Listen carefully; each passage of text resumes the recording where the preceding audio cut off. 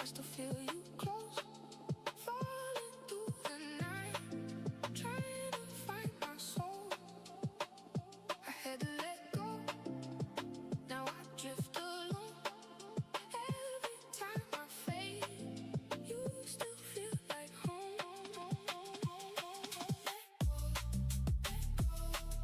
I don't wanna stay here anymore. I keep falling through another door.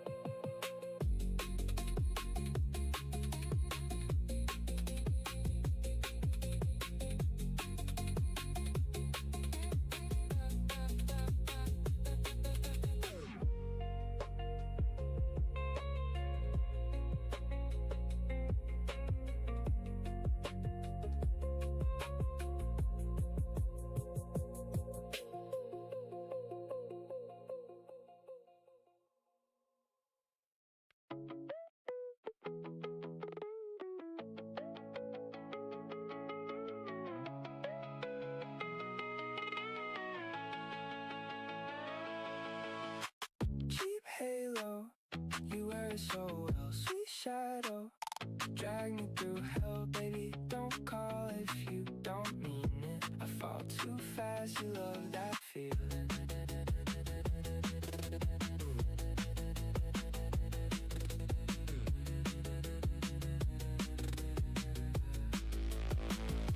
You got a fake smile and a real nice laugh. I got your name stuck in the back of my cab. You say don't wait up, and you wait outside. I say I'm done now, then I hit your line. Oh no, there you go, making my head spin slow.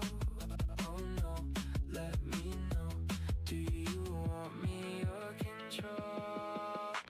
Cheap halo, you wear it so well. Sweet shadow, drag me through hell, baby. Don't call if you don't mean it. I fall too fast, you love that feeling. Cheap halo, you wear it so well. Sweet shadow, drag me through hell, baby. Don't call if you don't mean it. I fall too fast, you love that feeling.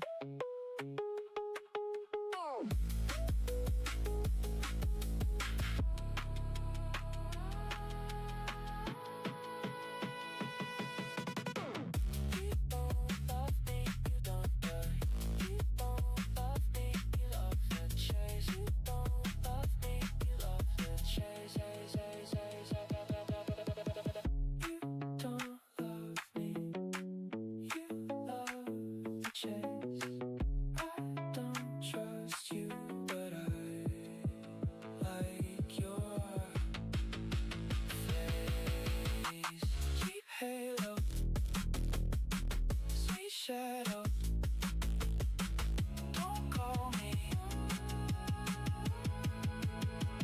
I'll answer though.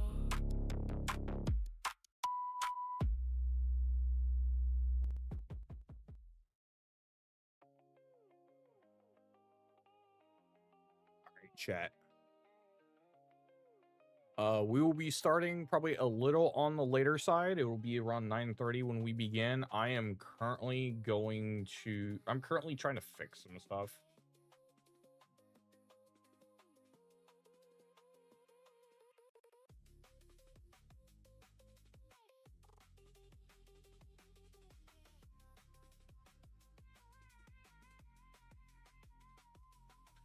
Using Conrad as a test bench right now.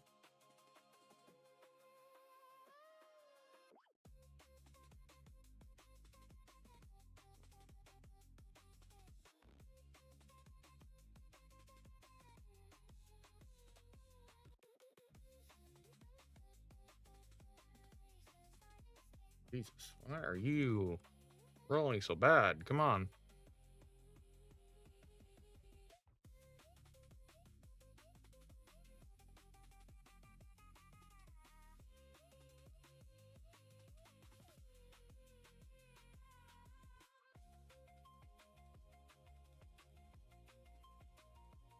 Okay.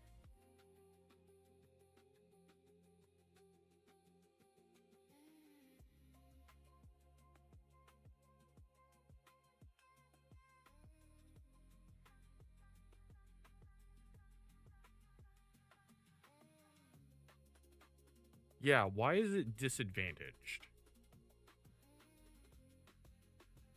Why is defender not detected?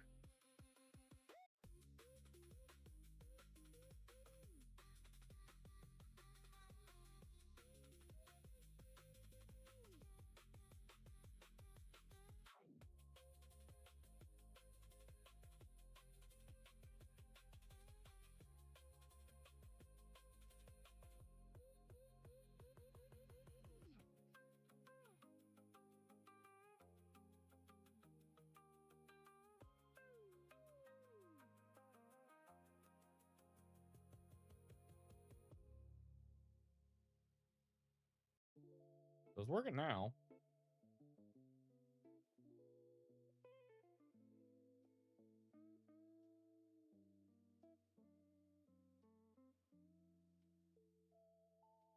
I'm currently trying to figure out why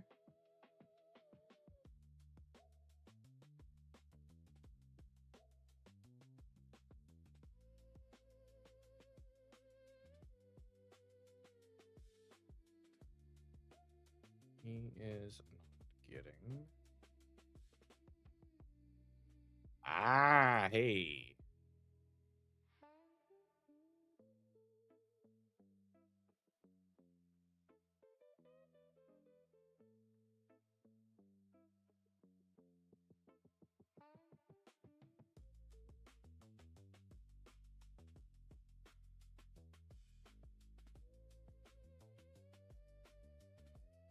Okay, so it's working now. Oh, still no issues.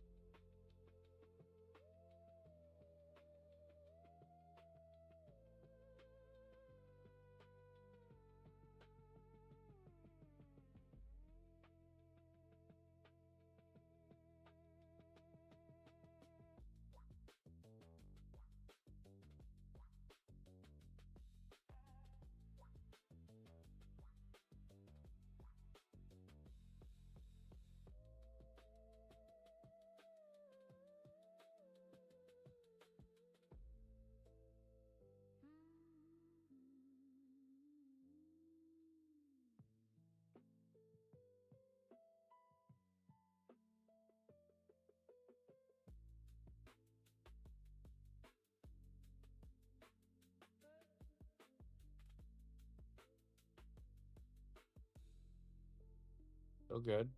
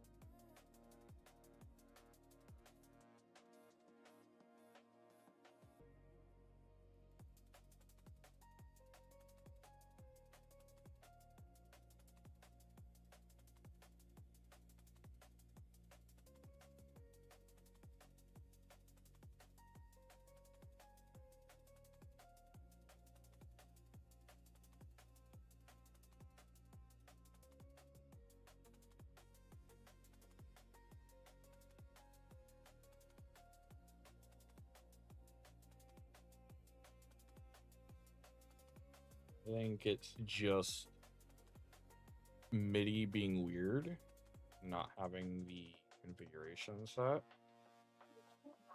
I also need to make sure I update everybody's tokens.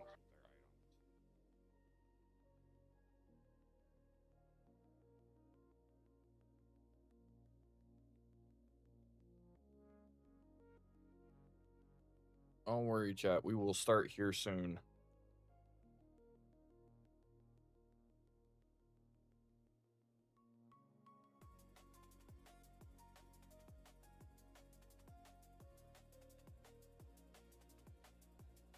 Oh, come on. I don't want to restart it.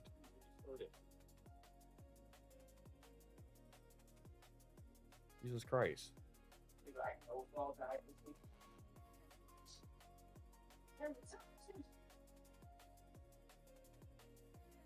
No. I'll have to just fucking disable it.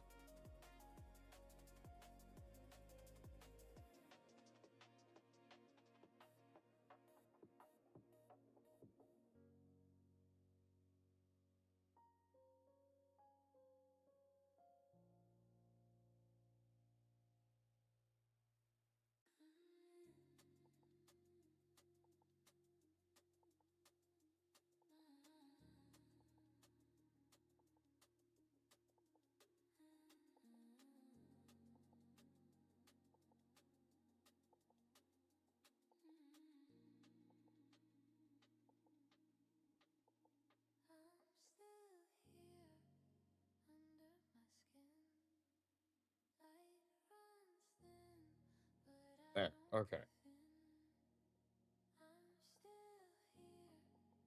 You're transported into the world of D&D, where all fantasy games had to make your perfect character yourself. What would you choose? Race, class, and multi-class. You want, etc. You got it. You want it. Tabaxi monk with. I don't know. I maybe want to do like Path of Light because it's like Goku, essentially. As far as the class, I don't know. I think monk would be fun, or an artificer.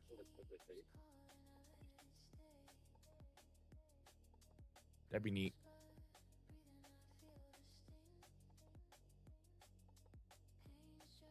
Hold on.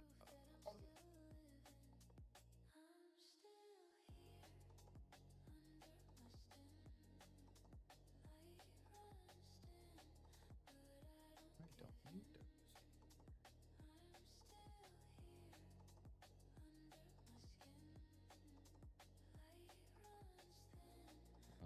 Those are the cat tigers with backwards hands. I don't think they have backwards hands, but they are like the cat people. Yeah, I just like them. They're neat. Plus, they would be on brand for me.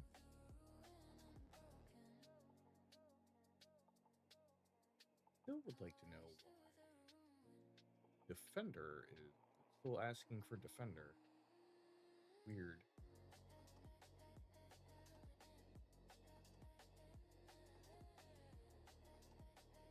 I might have to remake his gun. Honestly. Because it's asking for Defender, but the gun doesn't need Defender. See if I could quickly rebuild it. Weapons.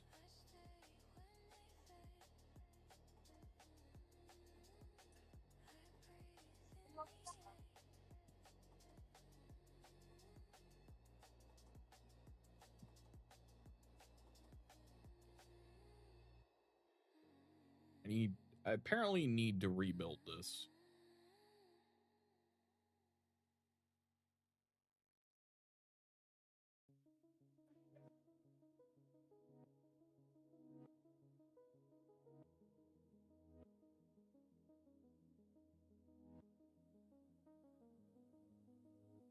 Just real fast. Details, loading two-handed. It is a magical weapon. Reach, reload. Bullet fire. 4120 is fine. Damage, it's 1d12. Right. That's 50 visits.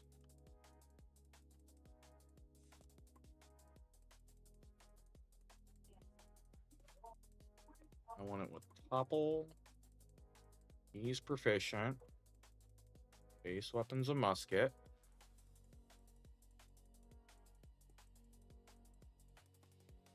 Yeah, we'll do bludgeoning, piercing. D12.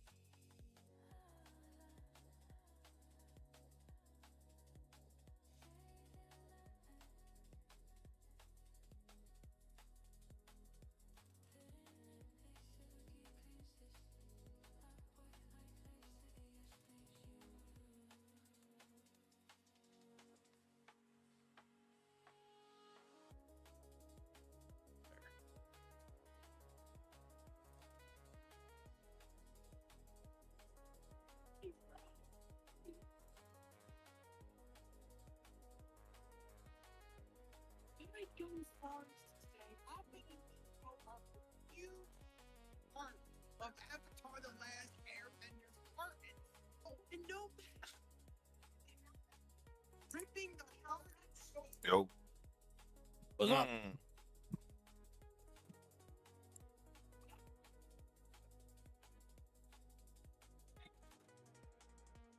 Also, I think I've fixed our combat issues. I think.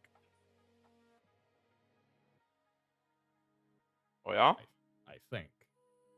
Name 10 combat issues. The fact that it wasn't showing up the card whenever you guys did an attack, and whenever you clicked on it, it didn't actually roll like they were supposed to. Those are the main ones. So I think I may have fixed it. We shall see. Okay, fair. Because I know that was a big one, and I don't want to have to restart the fucking server every time there's an issue, so I want to suss it out real fast before it becomes a problem again.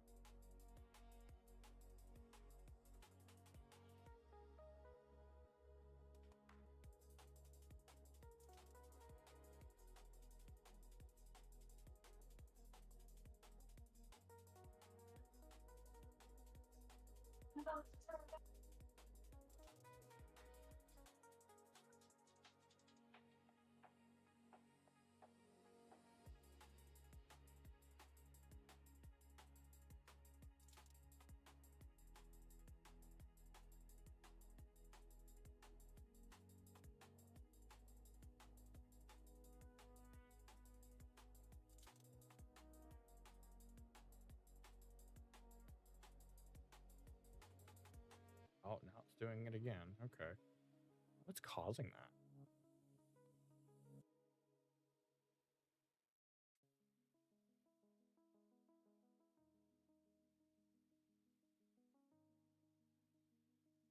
I wonder if it's the actual UI. Hold on.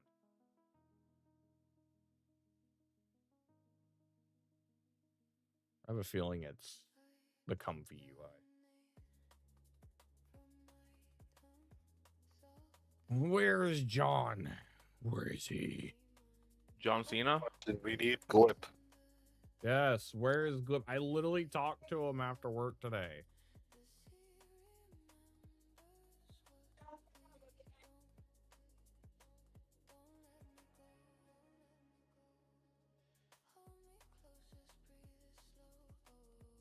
Oh, hey, yep, I figured out the issue.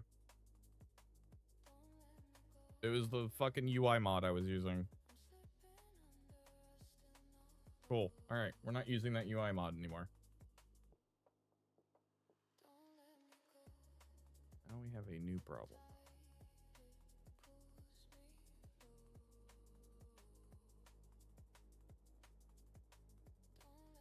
Because for some reason it is like missed hit.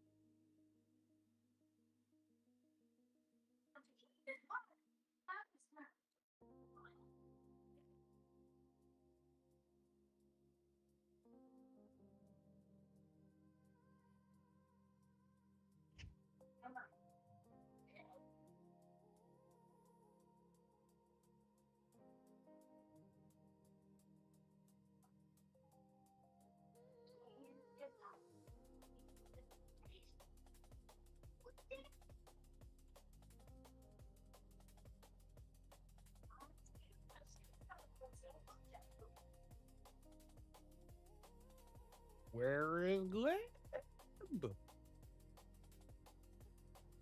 Lip, are you here? I'm gonna fucking text him.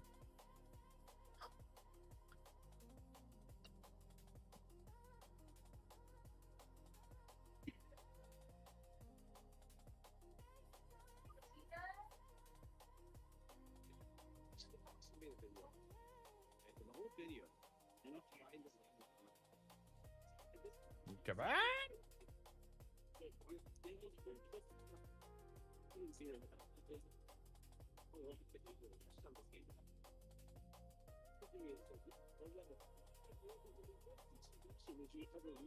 Oh, I can kind of, I guess, start this while I do the fixies for our boy. Hey, long neck, I got a proposition.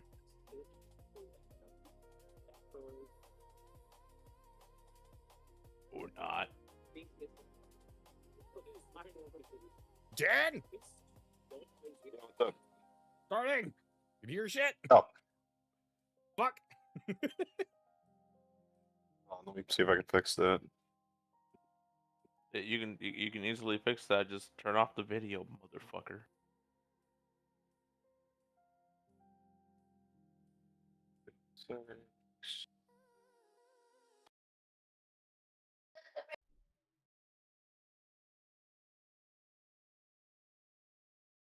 Telling you that you already got one of these. Alright, I hope that you guys can hear that in game from the two Blair.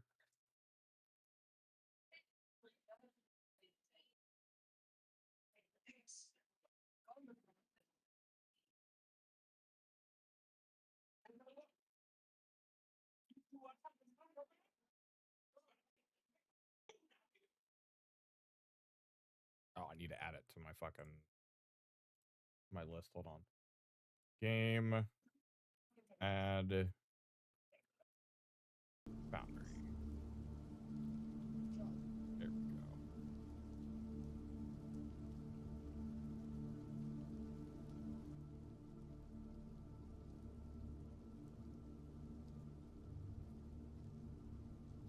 we go. Oh, he will be a little late. He is helping somebody move apparently. So he will be joining us. He will just be late, which is fine. I just needed to know what the fuck's going on. All right, we're gonna go ahead and get started, ladies and gentlemen. Welcome to our weekly D&D session known as Delirium's Ascent. I am your host, Axel Dreamsaber, your humble dungeon master and evil dictator of the world. I am joined today by our two lovely players. We will have our third come in here soon-ish. But for now, I will introduce who is here. We have Kid, as well as Jin. Please, players, reintroduce your characters for the stream. Again, Kid, that would be me. I will be playing the role as our dwarven fighter, Ivan Boyle. PI, how you doing? I will be playing Harvey C. Cinderblock, who is our half-orc barbarian. And, I'm gonna be breaking kneecaps. I'm gonna keep it a full 100 stack with y'all. Just remember, he said he's breaking kneecaps. Nothing is stopping him from breaking his own. I mean, yeah. I'm not mutually exclusive. Very true. My class's definition is literally, I'm gonna snap my arm off and beat you with it. Our lovely players have just left off closing one of the gates that appeared near New Haven. It basically just seemed to spring up out of nowhere, and they ventured forth and closed it. They encountered a new type of creature that seems to be spilling forth from some of these. A horrible aberration made of stone that wanted to make them one of them. They were known as haunted victims, and the ones that were making them was something known as a somber crystal maker. They could only really fight them as long as they were within vision of light sources. Otherwise, they were basically stone and couldn't do anything to them. I.e., they were basically weeping angels that were a little more balanced, but still kind of a pain in the ass. And we also, before then, had a conversation with Kid's master, or Harvey's master. Did we give his ass a name, by the way? Who's Okay, master? one, that's Ivan's master. Yes, Ivan's master. My apologies. But yes, Ivan, do we give your master a name, or is he just the nameless master? No, yes. I mean, we never went into his fucking code name because he always goes by his code name. His code name in the battlefield is Funk.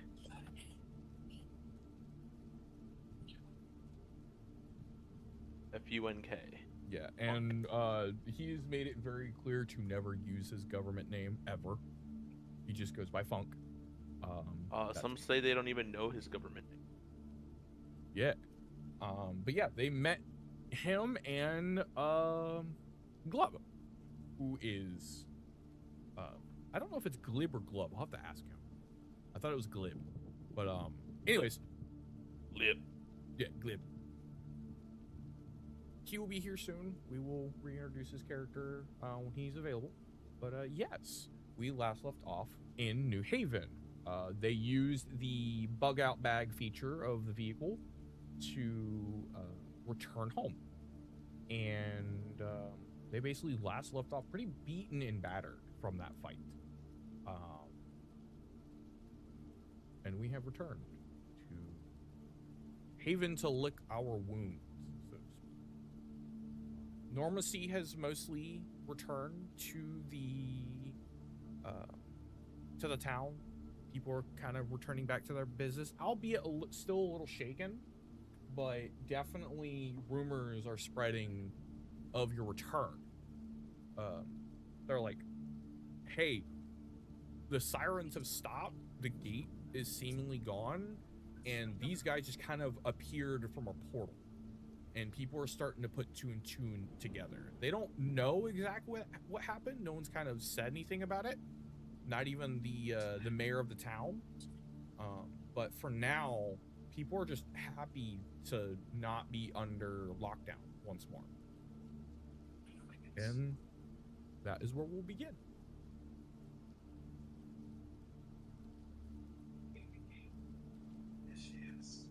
What would the party like to do now that they have returned to New Haven? There's no link to the actual website, by the way. Oh, is it? Hold on, I'll get you guys here in just a second. I know we could probably use the same one, but I prefer a refresh link every time. Yes, sir. I will get you one here shortly. One second.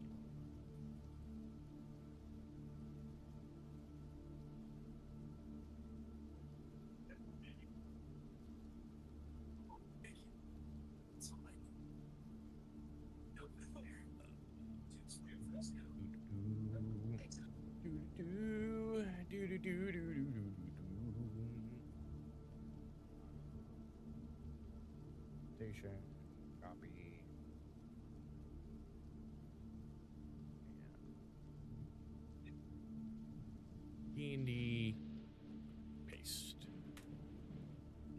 There you go. My B.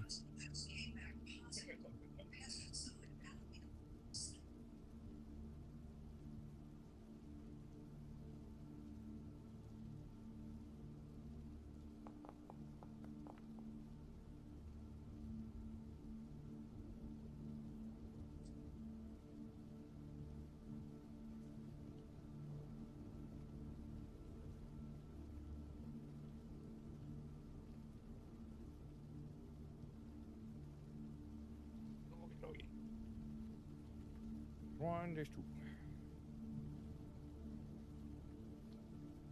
I'll make sure everyone is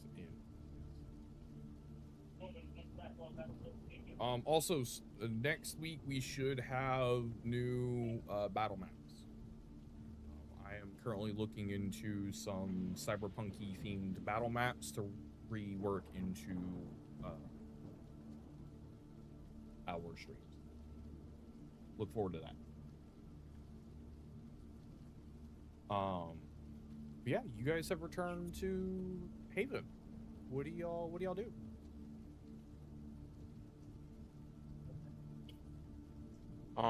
Specifically, you guys are parked right outside of the jackpot.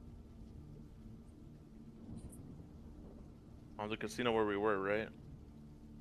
Yes, the converted casino. Yes, that's the inn. Let's see. Ain't much of a drinker, but I mean, I do kind of owe that the Goliath for this. And he pulls out the spare ammo that the Goliath had tossed him before they left. Anyone down? I got no complaints on my end. All right. Well, then I guess me and Ivan and Harvey are gonna just enjoy themselves a drink at the bar with the mute Goliath, I guess. The Goliath actually notices you guys coming in and kind of waves you down. Yep. And he pulls out his little chalkboard he's been using to kind of talk with, and he writes, kind of quickly scribbles on it, and actually some decent handwriting. Like, was that y'all's doing? Yeah. And he kind of points up, like note, like for like the alarms.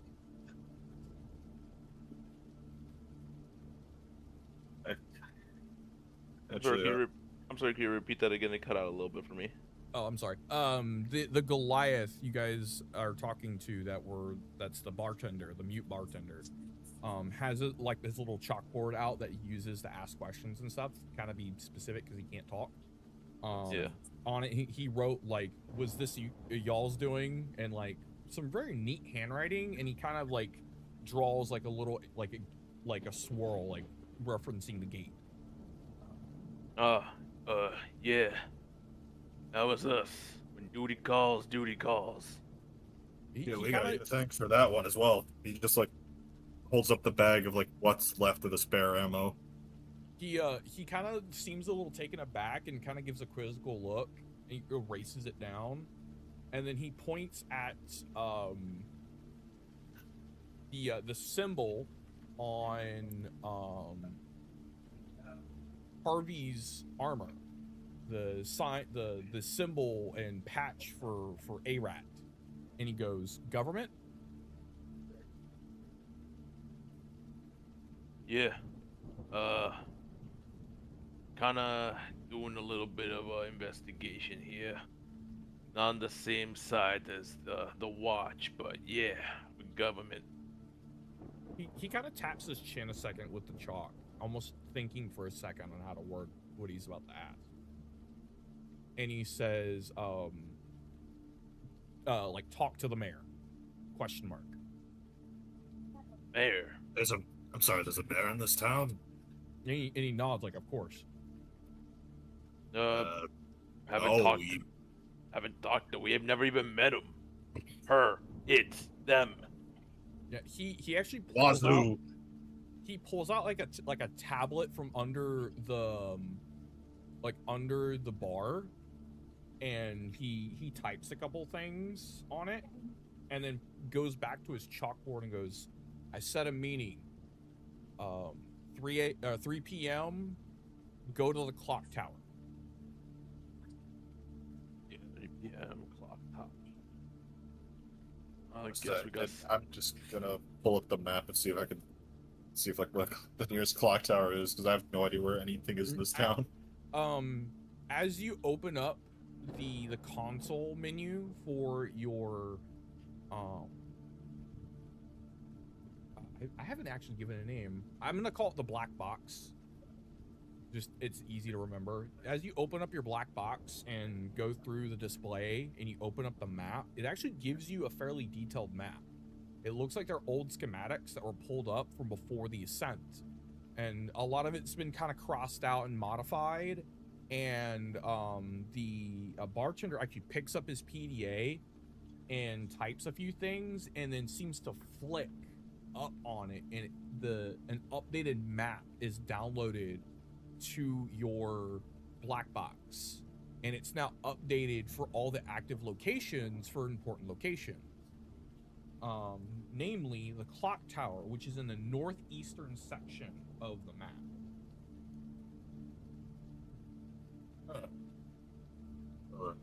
Ain't that? There's also something called the ammo stockade. Oh, thank God. I'm writing this down too real quick so I can put it in your notes. Because I gotta pull like 2 different sheets of paper for notes. Clock tower, ammo stockade, the Rat's Run,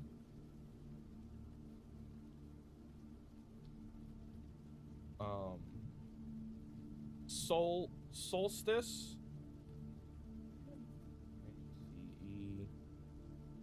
Retreat, and then you have the NHPD, or New Haven PD,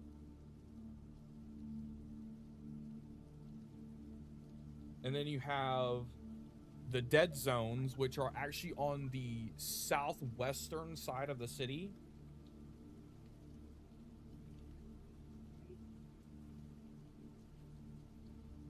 And of course, the various checkpoints around the area. There's a couple other places, like some general stores and stuff, but those are the most notable ones. The Clock Tower, the Ammo Stockade, Rat's Run, the Solstice Retreat, NHPD, and the Dead Zone.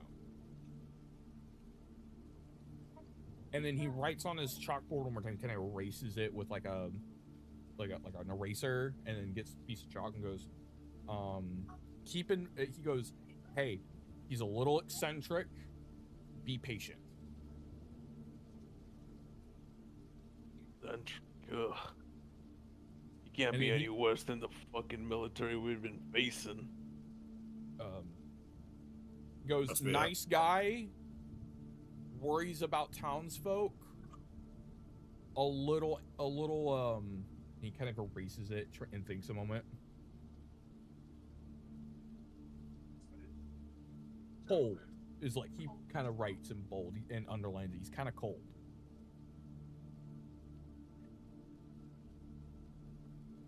Real quick, do you mean like physically cold or mentally? He erases it, and in bold, both.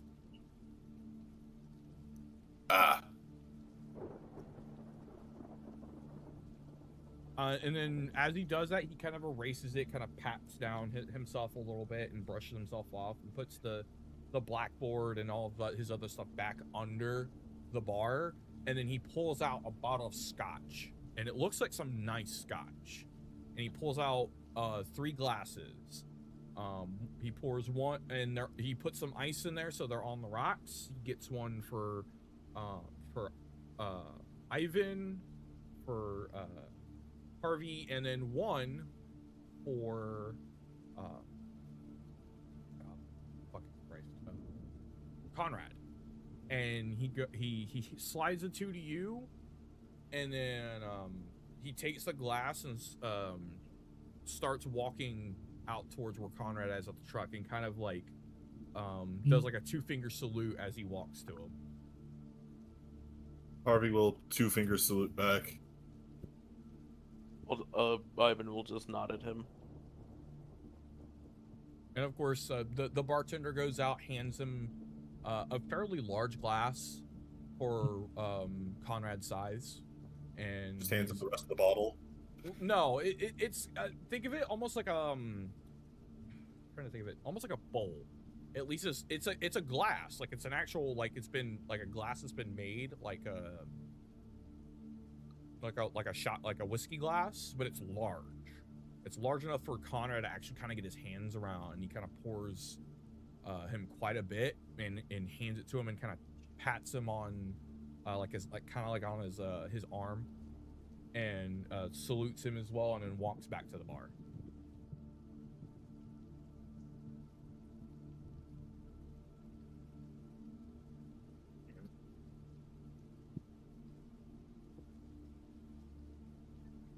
Well,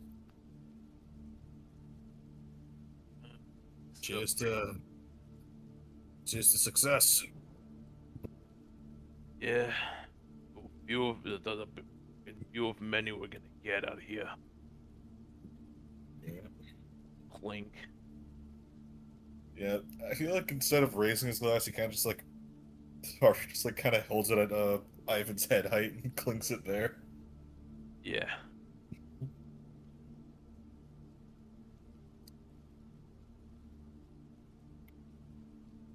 What the fuck is this? The kid stuff? Oh, that's right. Ivan, your flask glows faintly. You investigate it. The hell's my... First my fucking gauntlets are glowing, now this thing? What the hell's up with you? It's faint, Yep. but it's almost like telling you, hey, this is recharged. You can take another swig from it. Look, you have a pocket of sunshine in your pocket.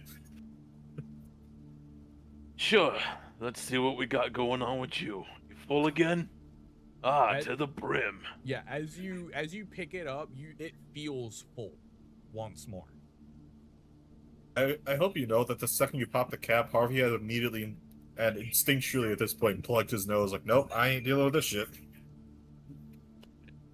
Let's see what this goes as Ivan's about to take a swig of this flask of his. On his left hand, in his pocket, he's grasping the ring of success, because I will be using it to roll for them. Okay. As you pop it and bring it closer to your nose, that familiar scent of that thick liquid of licorice and almost like the slight tinge of oil seems to waft into your lungs and fill it in full as you kind of tip your head back and down it in one go. Ivan, please roll me a flat d20 with your bonus from your success. Yeah, d20 plus 4. In fact, in this case, I would like you to roll it with it. Well, Oh. I'm glad I'm about to say what I'm going to. Roll it with Okay. advantage, please. Okay, so 2 d20s? Yes, please.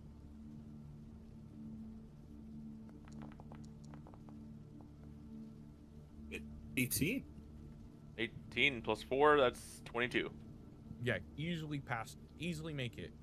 As you drink it, you feel the warmth kind of go down inside of you and spread throughout your limbs. And as you take a deep breath alongside of it, you can feel your lungs expand. Almost over full of oxygen. You can feel your memories kind of tighten and solidify in the back of your mind. As a memory returns to you. Actually, it's about Nelly. The time when you were first really introduced to Nelly proper after her training. You had a not so much a falling out, but a misunderstanding and disagreement. But at the end, you managed to come to a set of common ground. She knew your job and what you did. She knew her role and what she did, and y'all came to terms with this. She knew she couldn't be under your wing, your shadow forever, and you needed to let her grow and prosper in her own way. And this brings a sense of almost melancholy joy to you as this memory returns. And it doesn't quite pull a tear to your eye, but it does fill you with a sense of renewed purpose. Like, I know what I'm here to do. I know what she's here to do. I don't have to worry about her so much, but it does concern me that I keep hearing things about her in the wind and not actually have concrete evidence. And you remember, there was a gentleman, and you can't grasp his name. He was a doctor who was well known in the lower slums that hung around this area. And that might be someone you could find inside of the Rat's Run, the more slum and residential area of New Haven. Additionally, I would like you to make me a D8 roll, please. Yeah, you got it.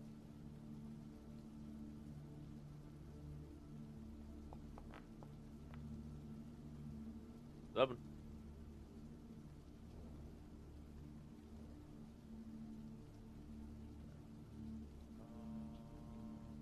Go ahead and increase your charisma by 1, please. Oh, sick. Charisma. So it would go up to an 11. 11 score. Yeah. Additionally, I will go ahead and do it myself on your sheet. I'm going to increase your hit points by another 10. And I'll actually just increase the overall bonus. So you have a bonus to your HP score. I'm almost at 100 hit points. Yes, sir. Holy shit! You grew an extra half an inch.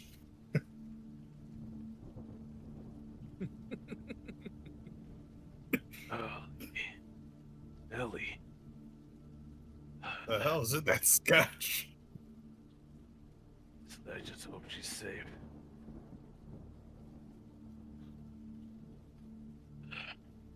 See what the hell's going on with her. Also, everyone with their black boxes will get an update to their information. There are now official names for the 2 lieutenants that you have strike down. That you have a new compendium inside of your player notes, known as known agents. Jonathan. Fucking Pokedex for dead people. Yes. Because remember, you guys have been collecting the medallions from them, and have been transporting them back to Cold Snap. Jonathan Axton Jackal, which was the last lieutenant you fought, and Tolos Jerso Spinnerack.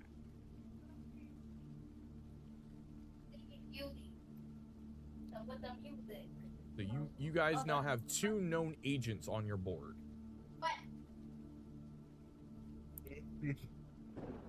That's 2 out of fucking... That's what a 9 that we got so far. Oh, and additionally, because I forgot to do it, I will be adding 3,600 XP from last session to everyone's total. I gotcha. I will be adding it to, because I can do this now. Where is the actor? I can add it to ARAT's advantage. 36. I'll tell you this much right now. We're fucking lucky that Funk didn't join their fucking repertoire of fucking warriors. You also got a good chunk of cash from that fight. Instead of items, you got just straight money. Holy. How much we making long neck carry here? I have 1,413 in my inventory. I had 80 before Axel said we got money. We got banned.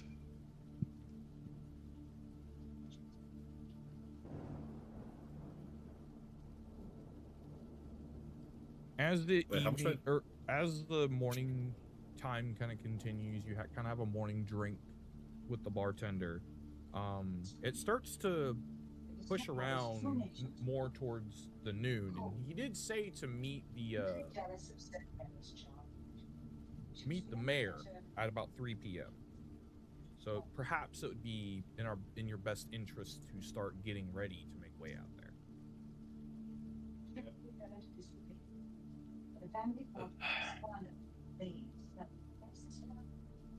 Hey, Cinder Block.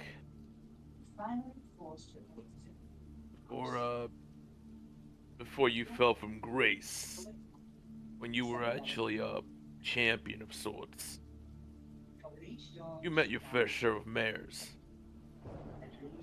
What are we gonna be expecting from this kind of situation here? Well, again, depends on how they are. Considering what, shit, I never caught his name. It wasn't given out. Well, what the kindly bartender was writing to us. It's gonna feel, I don't want to say it's gonna feel like you're talking to a military sergeant, because, well, you do that shit for a living. I guess the first time you'd expect one, I suppose. Never met a mayor in my life. I was working for the police department for quite a bit. Just until I got on my feet and figured out what I really wanted to do. Never met him, never met any officials, nobody in the office. I was always on patrol. I don't know what the heck we're gonna be dealing with. Just, I suppose, just give a smile if there's a camera. Keep everything simple, clean. No, don't say anything that could be taken out of context. Basically do anything that you wouldn't do. Got it. Yeah, why do you think I only ever met a mayor once?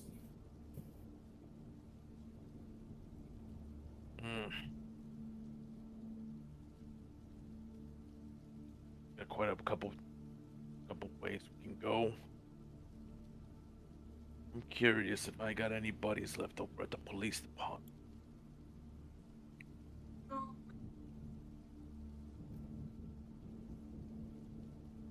Well, if you do, pray they're in media in case we say some shit that gets on the air. Enough of that, chuckle fucks. Maybe they got some intel. Something else we could use. They're actually in this sector constantly. You check and see around what they've been seeing. Trolling. I got a couple guys. Dispatch. Let's regroup with Warden and see what he wants to do.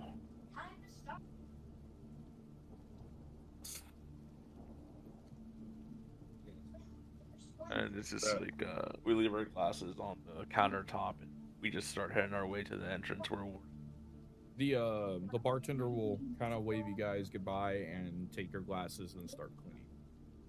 And I will tip my hat to him as I leave. Once again, I'm going to fist bump my chest and then 2-finger salute and leave. he kind of quizzically looks at you and mimics you. And now you're getting it. Then before I leave, I just fucking shuriken star one of my fucking like private investigator personal cards to him with my number. Believe it or not, he actually catches it in midair with 2 fingers and looks at it and then stuffs it in his vest pocket.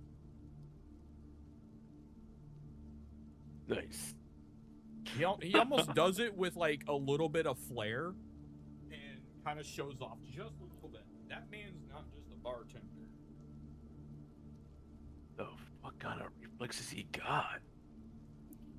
Well, the kind ones. You Lot can, of cat. you can make an intelligence or an investigation check. I will allow that. Let me do investigation here. Okay. Oof. So it's just a straight 8. Okay.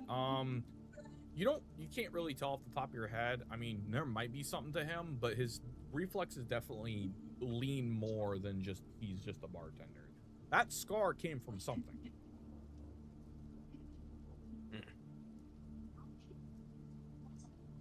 Don't know why, but that man looks like he got my respect. Who got my respect the second I walked in the damn bar? Catch up.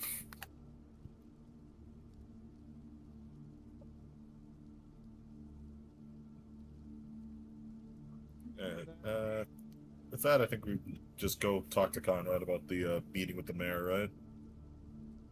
Yeah. All right. Yo, Conrad. How's the scotch? That's pretty good, actually. Just about done here. He kind of finishes it, and then he taps the bottom of the glass twice, and it actually like disappears and reappears over on the bar. That's a fancy ass technology. All right. Something he wrote something on the chalkboard saying, click the bottom twice when I'm done with it, and it's kind of cool. Good. Anyhow, something else that bartender tipped us off to. Well, I'm just gonna lay it out flat on the table. The mayor wants to speak to us. 3 o'clock shot. Clock tower. Shit, where the hell's the clock tower in this town again? Damn it. It's in the most northern part of the town. And you see Conrad's kind of like rubbing like between his brow, just kind of in like annoyance.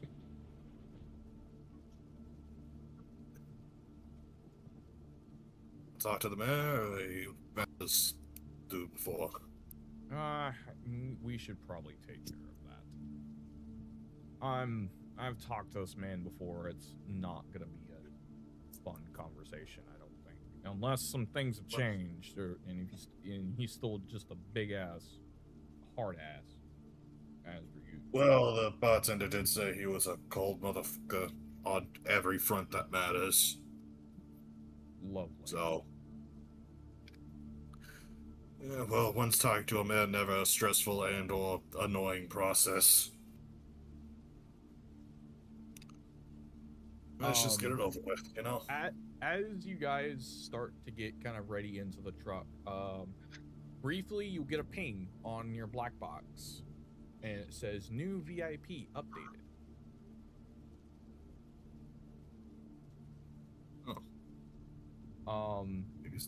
For now, it just states the bartender. Not a bartender, the bartender. That's all I need to know. He that guy. He is that guy. But also, you can now see an updated list of important individuals you have met, like Joseph, Big Joe, from the pit stop.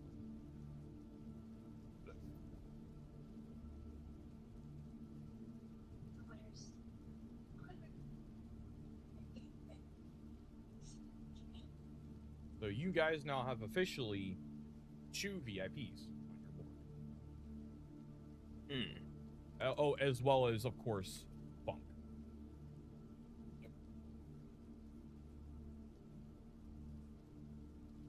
Oh, now, latest.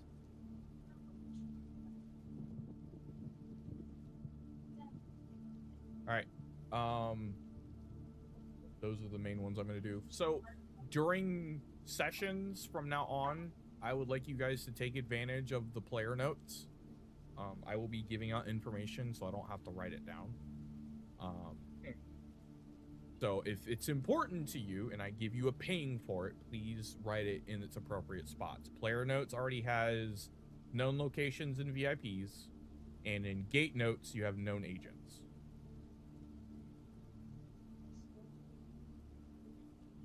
And Factor in our inventory, right? It's in journals. Journals. Journals, Ebron, Tasha's Cauldron, Oh, you guys can't see this. Hold on. noise. So I will give you guys ownership of ARAT notes and ownership of gate notes. So you should have seen those two pop up. Yep. That's it. Oh, and I also need to give you guys ownership of Tasha's Cauldron. There we go.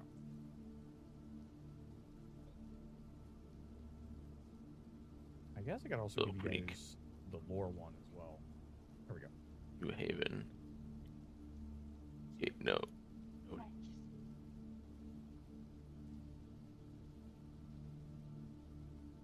But I've basically guys given you kind of some blueprints. I will add more as necessary, but those are the main ones I would like you guys to be aware of. That works. So, like Conrad said, the clock tower is in the most northern part of the town. It's actually not too far from the NHPD. The NHPD being about northwest. I don't have a map for it just yet. I will have one next week, but so you guys have directions at the very least.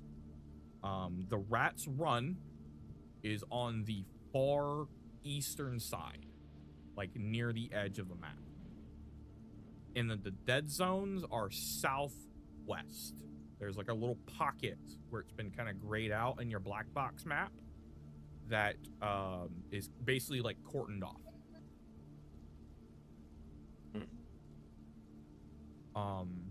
It is currently 2 o'clock in game.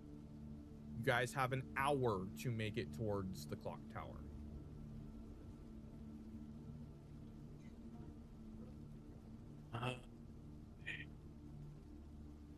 Can't go to that's too far.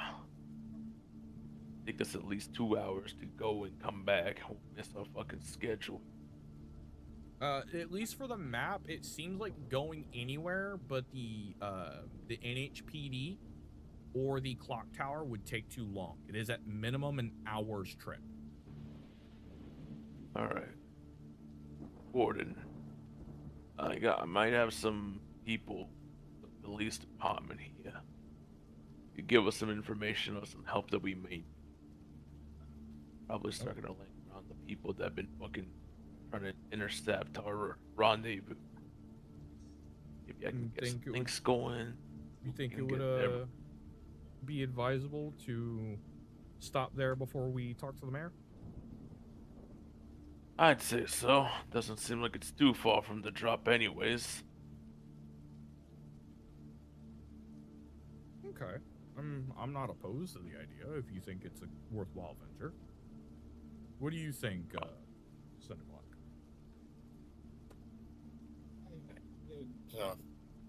Anything to stall us from talking to the mayor sounds nice to me. How you against police? So. I don't like that. Hey, listen, when you get yelled up in the middle of the street by a beat cop, then you can tell me you don't like that. Cinderblock. I don't like that.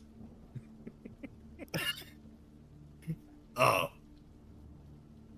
Well, then kudos to you. Alright, let's just get this over with.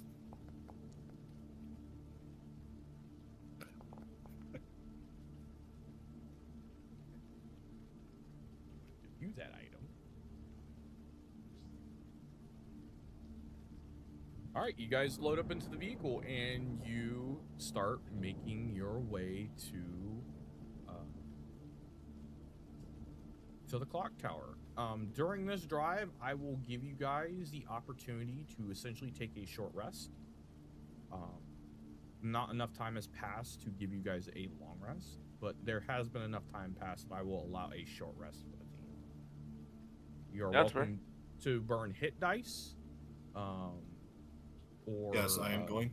or work on any personal things. And in fact, Harvey, I'm going to turn to you. As the drive continues, because I assume Ivan is driving as per usual. Yeah.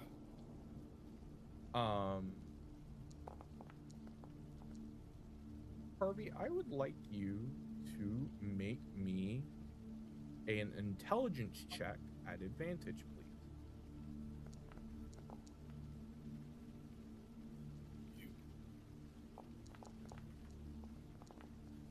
What? There we go. Okay, first one's a 4.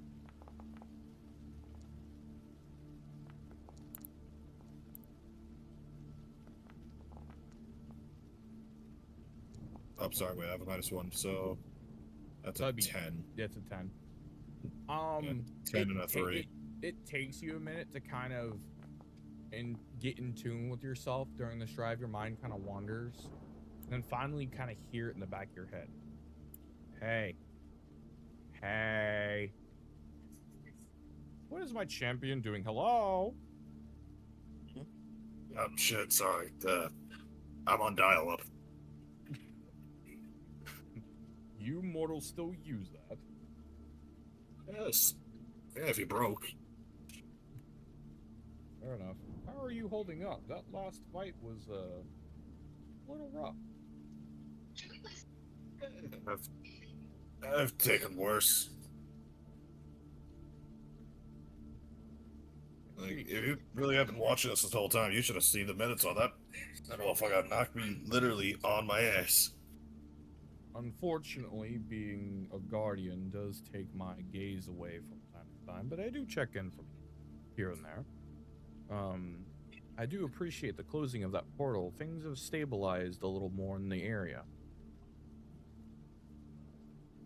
Was that your doing? Was that your, what is his name? Ivan?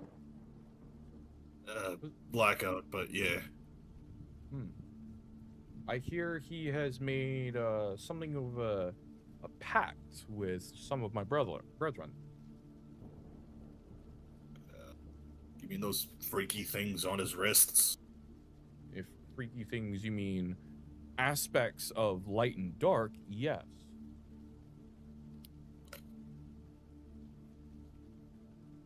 Then also yes. I see. That changes a few things. I'm glad to hear that you managed to close one of those. Those are quite difficult to close. You can, of course, destroy them, but that doesn't permanently remove them. They'll typically reappear in different areas from where they originated. Closing them is the most surefire way of stabilizing an area of their.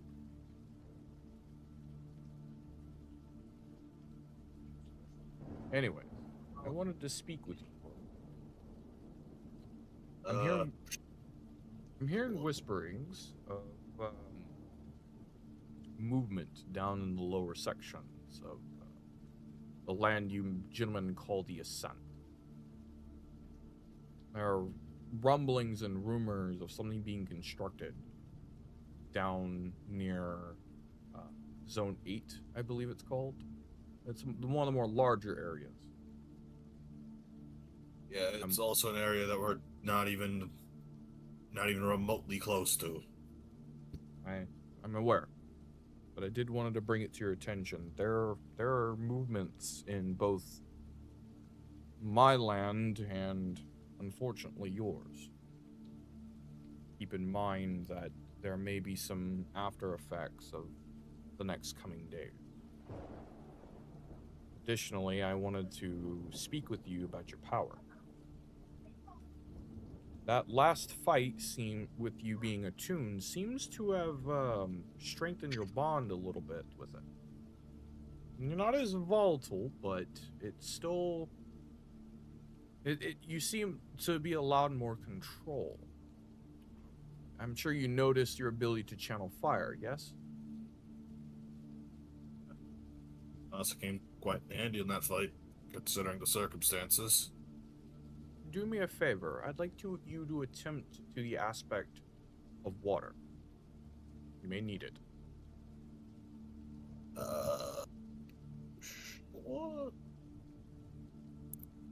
Yeah,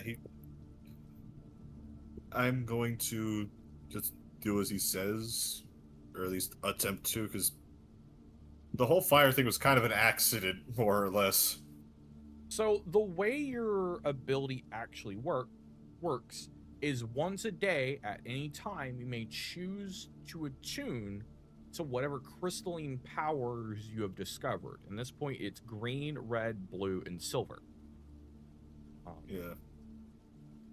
Actually, go ahead and make me a flat d20 roll, please. Got it. Nope. And away we go. That's a 12. Okay.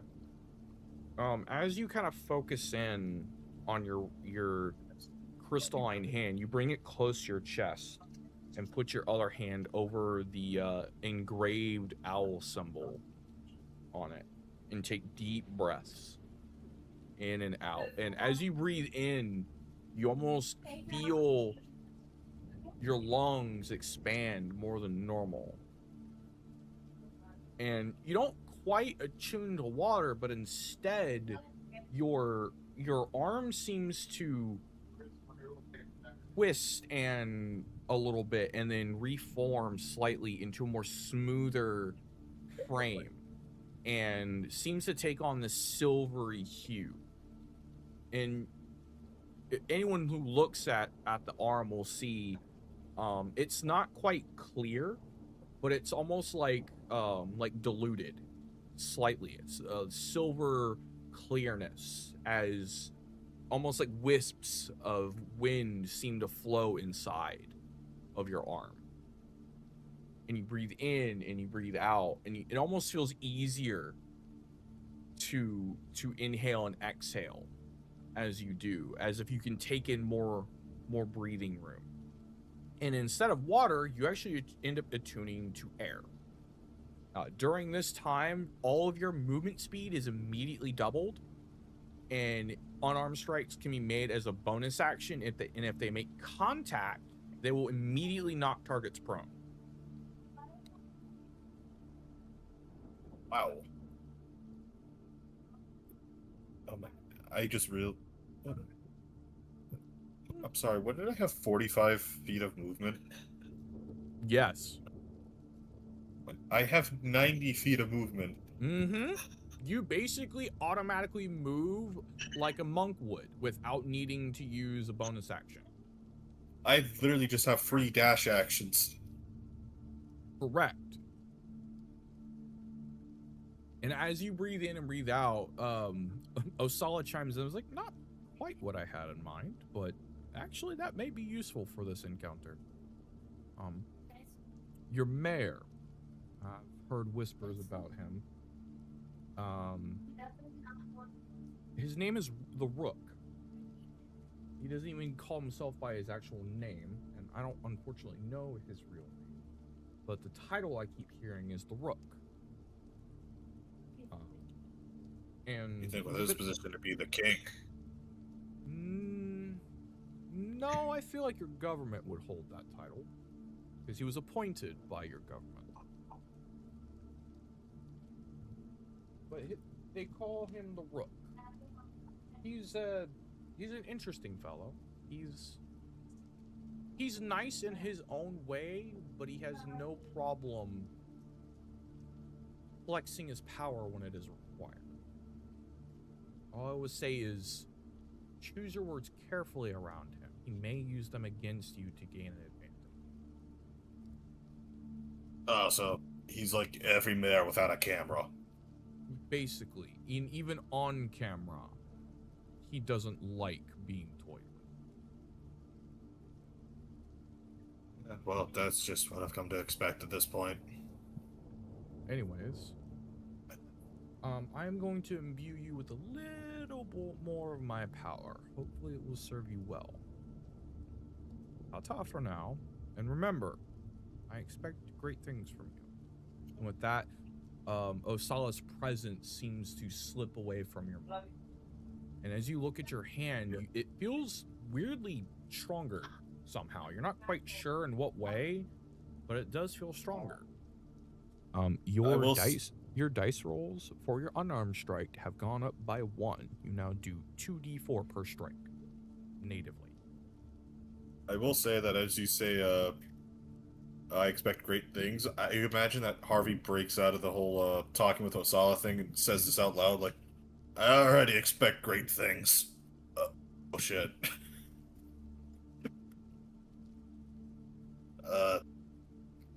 None of you guys heard that, did you? The hell are you talking to, man? That right hand of yours sure is looking pretty talkative with you, man. Well, you got like a sock puppet or something? I mean, I have a sock owl, I suppose. I don't want to know what you do in your free time. Hey, Harvey, I'd like you to make a flat intelligence check for me, please. That is a 5.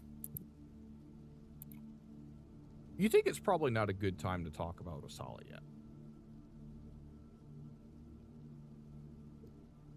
It's like, I just hear very faintly in the distance of the wind. Go on. No. I made a mistake of some kind.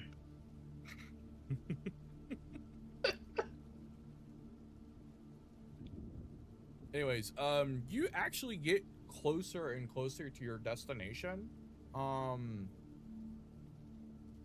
Ivan, please make me 2 athletics checks and 1 intelligence check at advantage because of your boon still.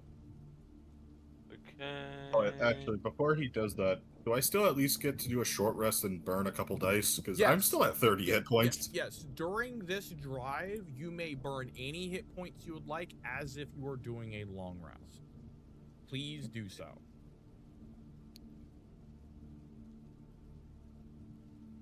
Got my shit.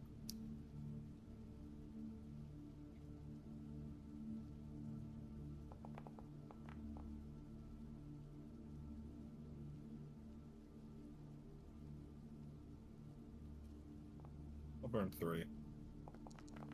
I'll do the athletics and the other one after that.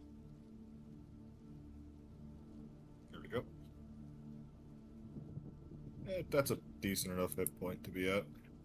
Might about, Alright. like, give or take 2/3.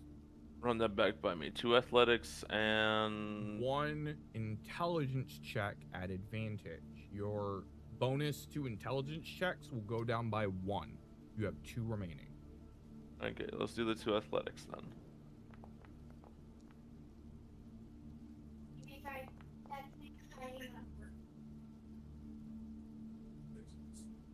Okay, 14 and a 1. So, That was you guys end up burning like 15-20 minutes driving kind of aimlessly before you finally get like your bearings. Like, hey, we haven't been here before.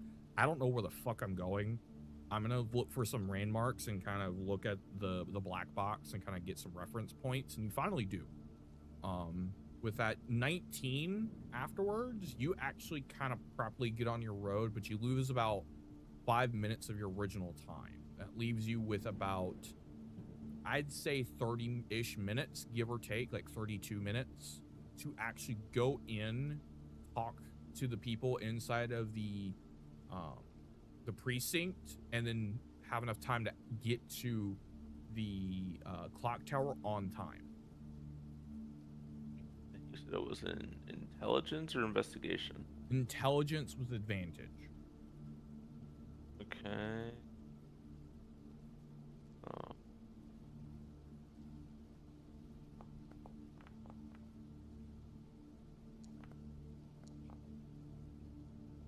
$15. Yeah, I'll take that 15. Yeah, you guys park right in, and you notice right away, you recognize some of the people hanging out by some of the cruisers. They are some of the older veterans from the other precincts who have seemed to have moved up into this one, i.e. probably greener pastures, as you pull up and park. All right. Put it right here and park it. Nice. All right, let's see. Yeah. Hey, is that? Can't be. Hey, that's Tony. You see Fucking Tony's here. You see Tony Jerome, which is J-R-O-M-E. There's also he's this big, large, tabaxi with a scar that runs down one of his eyes, wearing like straight up a full TAC uniform for like a full police gear with NHPD across the chest, with the various things you would see a cop having: taser, a service weapon, a couple extra mags, his radio, the works. Like he's in like full gear. And next to him, you see a what looks like a halfling, a small female halfling with auburn hair, with that's tied back in like a bun, wearing similar tactical gear but like fitted for her size, and is seemingly holding like a coffee and smoking a cigarette. You know that as Tallulah Sasa, T-L-U-A U-A, Tallulah Sasa, S-A-S-A-S. Well, let's see. That's Lula. Yo, who let these ugly mugs back on the fucking force? Tallulah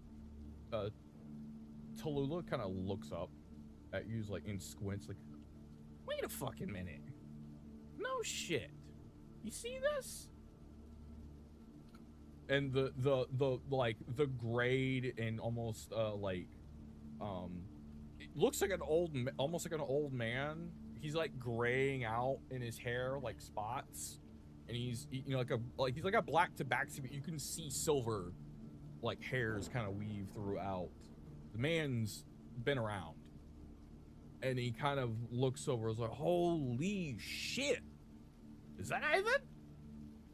Boy, where have you been? Oh man, the fucking things I've been through. Looking for old cats, trying to find little granny's old dentures. Oh yeah. And I signed up with wait, what was it again? ARAD. Sad. ARAD. Remember, And then I signed up with ARAD for a mission. Yeah, SAD is your bosses. ARAD is your actual like group. Yeah. Oh, okay, I got you. Yeah, signed up with ARAD. Right now, I'm going in with my crew here. Got a meeting with the mayor in a little bit. Conrad kind of parks himself up on the rig. Goes, you gentlemen go on ahead. I'm gonna hang out here. I don't think that place is big enough to let me in there.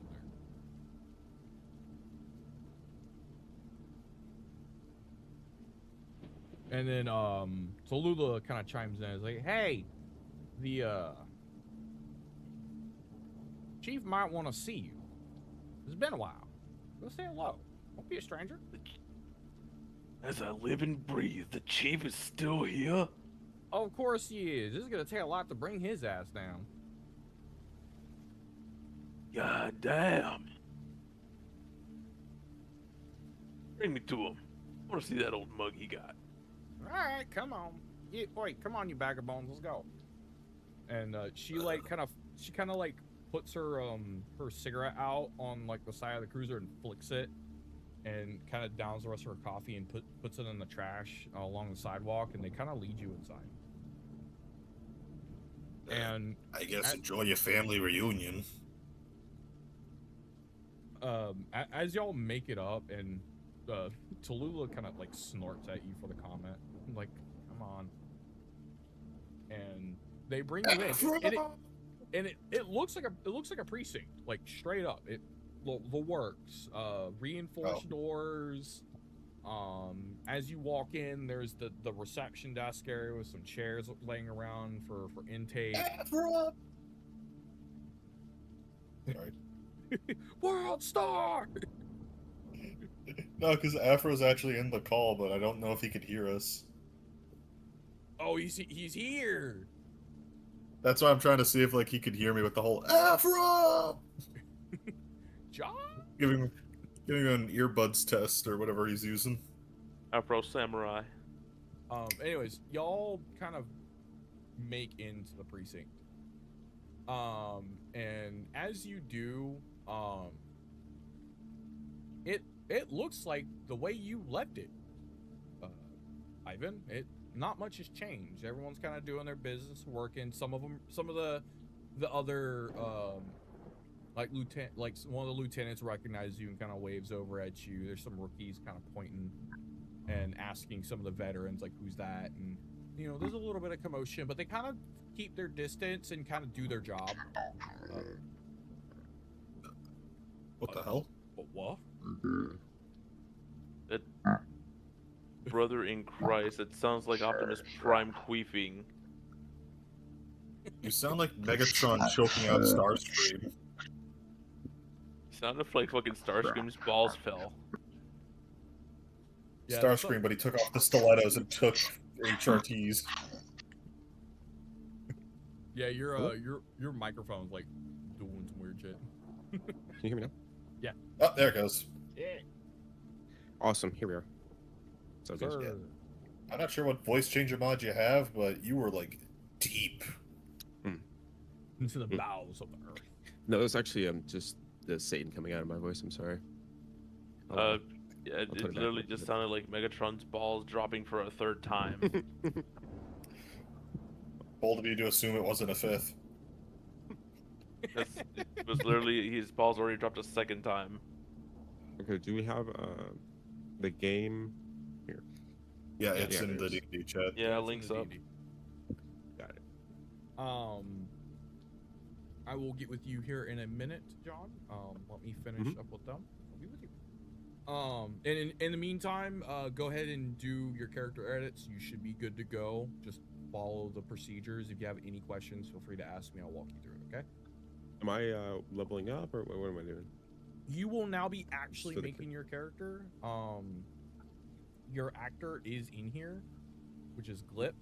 All you need to do is click the gear icon to go to edit and then go to features, and at the top there'll be add class. Okay. And then you just go through the process of setting up your class. It should Oh, be, okay. Yeah, I it got should you. be relatively good to go. And then I'll reintroduce you to the stream. I mean, everything's still fresh in my mind. Let me go. Yeah, as you walk through, you kind of get, shown around a little bit, and you finally get to the chief's office. And as you do, the grizzled vet Tony will kind of knock on the door. It's like, "Oi, chief! Look who the cat dragged in," and ushers both Harvey and Ivan into the chief's office. And as you do, it's a decent sized room, but at the end there's a large wooden desk with like a computer and various other little things on his desk. And at the front you see the name Snapjaw, or Chief Snapjaw, engraved into like a little standing plaque. And in front of you is a large dragonborn. He's probably about 5'2", kind of not quite chubby, but he's got kind of like a dad bod going. He's got like a nice pressed shirt and slacks on, kind of like more like nicer dressed as a chief should, with his badge kind of pinned to his belt, as well as his like service weapon holstered off to his side. And sitting there, he's kind of typing, he kind of looks up and snorts. And it's this old, like, blue, like azure blue dragon boar with piercing green eyes. Like, holy Jesus.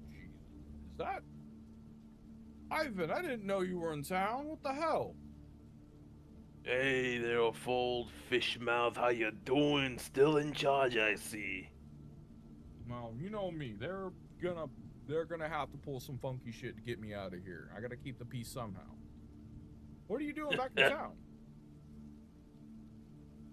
You know, just Thought you left this walking godforsaken place. Hmm? He says, I thought you left this godforsaken place. Yeah, well, I'm looking for someone, but that's neither here nor there for now. Actually, I hear the mayor's looking for you. I said, I hear the mayor's looking for you. Oh yeah, that's in a little bit here. Wanted to see if I still had some old friends lying around, you know? Some old scouts. Yeah, we have a lot of new bloods been piling in, courtesy of the government giving us some more fresh bodies. Some of them still human, and of course you gotta wear their respirators to work. We tend to keep them more towards desk jobs, but we do have a couple of rookies that have decided to take up the mantle of protecting this place. Oh, that ain't bad. I see you got a bunch of new blood. Train them good. In the meantime, Of course. you got anybody in surveillance working from the old days? I don't remember who you might know. We got a lot of new people in surveillance. Oh, wait. Sheila might be back there. Sheila here too? Fuck yeah! Yeah, Sheila Jane? Yeah, she's still here. Good old girl. Did a job right. Yeah, she's Good still job, a pretty. She moved on from being a dispatcher and moved towards our surveillance group. She helps run some of the new fancy drones that we use to help patrol the city. Mind if I have a word with her? Not today, kid. Unfortunately, I got it kind of stacked full with running some patrols around the area after you guys did your work out there. Don't think I didn't know it was you. Yeah, it's a new gig we got going on right now. And I was desperate. Needed to get some extra help for finding somebody. But don't need to worry about her for now. I just wanted to, well, you did mention surveillance. Were you looking around the area the last couple weeks? Yeah, in fact, he kind of clears his throat and he pulls something out of the drawer. The piece of paper that's been folded up, and he slides it to you, and taps on it. Level 10, This? by the way, John. He's I level believe. 10? Wait, what are we? Oh, no, I'm sorry, level Level 8. eight. Level 8. Level 8. I was about to say, having no god is a boon in its own. He's 2 levels above us. Yeah. Level 8 is the current level. Yeah. Alright, He slides you a paper, and he puts his fingers up to his mouth. Not here. Not here, eh? Alright, no worries. Ivan just takes the paper and just puts it in his front chest pocket inside his jacket. Yep. And he kind of taps his desk twice. All right, boys, it was good to see you, but I have some work to do, and y'all have an appointment. Don't be late. Yeah. Appreciate catching up with you. You tell Sheila I was here and tell I owe her some coffee next time. I'm sure she'd appreciate that. I'll see you later, man. Yeah. I'm assuming we're gonna start leaving the office then. Yeah. or- The two veterans will usher you out, and All right. Before I get fully ushered out of the entire building, Harvey is gonna lean towards the tabax and be like, "So is that a pun back there?" kind of looks at you and kind of narrows his eyes a little bit. Yes. Go. You got things to do. Fair enough. Nice. Let's keep going before you embarrass yourself even more. And yeah, you guys end up getting ushered out to the sidewalk, and Conrad seems to have taken upon himself to do some repair work on the buggy a little bit, just some maintenance stuff, and he's actually kind of employed Glib, who's finally out of his coma armor, and has kind of started helping him with some of the repairs.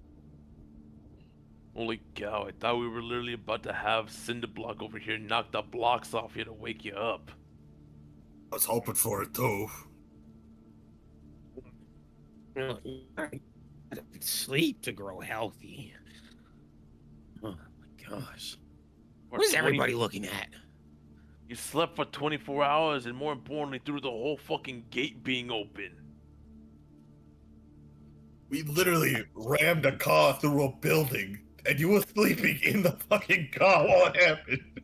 Oh, is that what that was? Oh, okay. I thought we were hitting speed bumps. It's really weird. What speed up? What's a 2x4 through a windshield? Oh, well, we're here. Kind of thinking. You guys have a little pick me up? Something. I got you here. And then Ivan just grabs in his like little pocket on his pants and he just tosses Glip like a potion of healing. As he does that, I am like restraining myself by nearly crushing the grip of my shotgun. Like I'm so tempted to punch him in the fucking mouth. That's enough. Luckily, from my old buddies over there, we actually managed to get some information.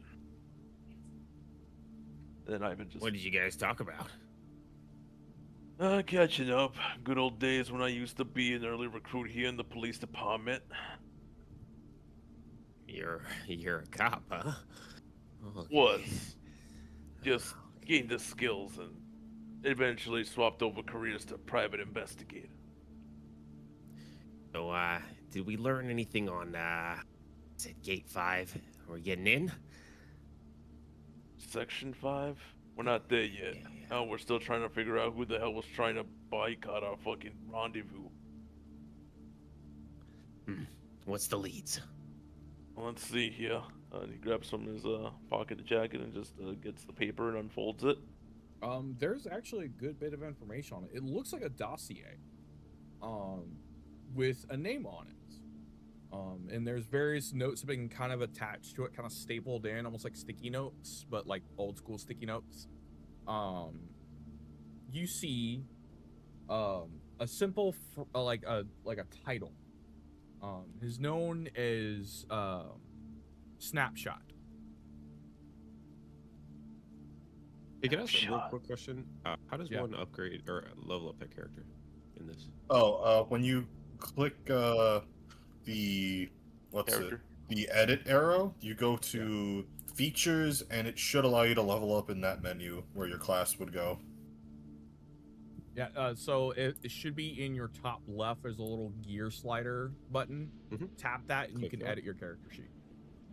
Okay. So, I'm just drag and drop it manually? You can click add class on it. I added the class, but don't see any way to, like, level up. Yeah, when you go to features, click the wrench. Right next to your class, there should be a drop down with levels. Under the features tab? Yeah, in features, where you'll see like a little menu where you can select your class. You click that, and then you should be able to level it up from there. Here, Or you if could I also ha- manually input the XP. Ah, here we go. yeah, Okay, awesome. yeah. Thank you. Additionally, I have lost the access to my features and my equipment on my page. Ooh, I mean, I can see them. It's not like we're going to be dealing with combat right now, so it's all Yeah, good. let me make sure your ownership's configured.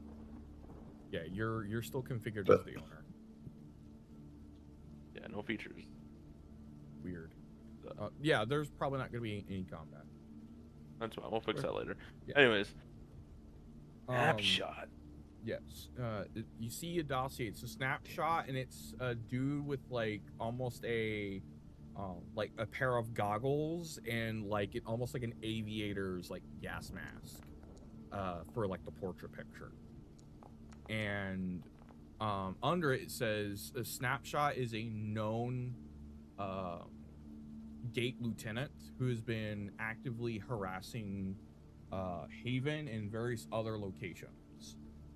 It's believed that this individual has been causing issues with supply runs between the cities, as well as disrupting some of the actual checkpoints between zones. He doesn't show himself very often, has been known to mainly move at night.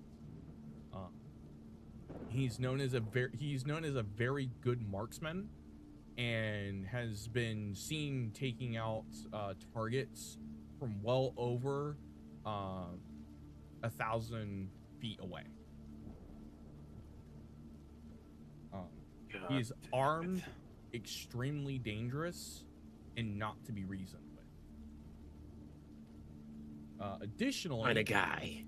there are a couple little notes attached. Probably the same one who has been disrupting intel lines, has taken out a couple drones during night raids, may have ties to higher Gatewatch personnel, and then another one saying has been seen interacting with some of the medical personnel before we can apprehend him. Something about a little hovel inside of, what do we call it? The Rat's Run. Additionally, there's one more note at the bottom in bold. Sheila is okay. Or not Sheila. Wait, what? At the bottom, there's a note that says Nellie Boyle is okay. Don't worry, she's safe.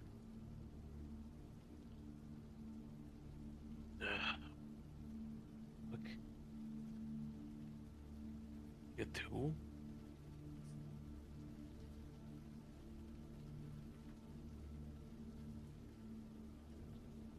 So hey, can I just get like a brief overview of what's happened over the course of this, like the story? Yeah, so leading off where we ended up last time that you were here, we got on our truck. We went to the location of a random gate that opened up. We rammed through it. We fought a bunch of pseudo weeping angels as enemies. Goddamn. We nearly fucking died. Mm-hmm. We figured out how to use my, I guess, the entity that is imbued me as as their champion to close the gates, and so we don't actually have to blow it up. We can just more naturally close it now. Okay. And then we pretty much just picked up where we left off. We went back to the casino where we were. We just got a small note that we should probably be checking out the mayor, which we're on our way, but I made a pit stop to the old police department to see if I had any of my connections, as previously I was a cop. From there on, besides that, you were fucking sleeping throughout the whole course of this because you were fucking tinkering with your tank all night instead of actually sleeping. Oh yeah. Okay. I have the awesome. Thank you. You got it. Additionally, you've been given a key piece of information. Gates cannot really be just like removed unless they're actually closed. Destroying them does not permanently close them. It's only like a band-aid fix at best, and they'll usually reappear in a different location. However, Interesting. Ivan with his gloves can physically close them, which will stabilize an area. So at the moment, Haven is safe for the foreseeable future. Effectively, we are trying to contain this right now. Correct. Yes. Okay. Cool. Sounds Yeah. good. you guys have 2 goals according to Cold Snap, your commanding officer. You are to gather information, and according to ARAT right now, it is currently safe to bring in reinforcements. Those will be in a week's time to reinforce New Haven. New Haven will become basically the safe zone inside of the Ascent, and will make moves to help reinforce the lower areas over time. But it will take quite a bit of time before that can happen. Additionally, your goal is to stop or destroy gates as they appear as you come across them. That is your main kind of standard operating procedure. Right, Find but a destroying gate. them doesn't close them entirely. Okay. Yes. At least now you know. This is new information. Destroying, they'll pop up wherever. But Okay. closing them will permanently, I wouldn't say permanently, but like actually stabilize the zone so they don't appear again for quite some time. It's an actual fix, not a band-aid.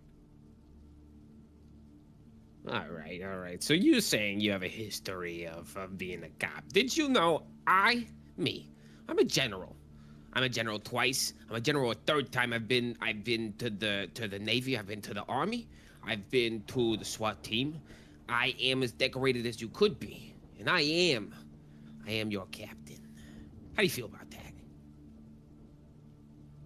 Well, if you need to know, I was actually also promoted to fucking captain. Former leader of fucking Group Alpha. From Watch. Oh God. Conrad leans over and like, boy, both of you. I'm your commanding officer. Cut that shit out. Well, everybody can't be in charge. It doesn't make any sense. And I Glib am just in starts charge. pacing in circles. Hey, Glib. For this mission, our ranks don't matter. Warden was placed in charge due to the company that we're working with. We just gotta follow what he says. Oh God, I guess we're all in charge now. Oh God. All right.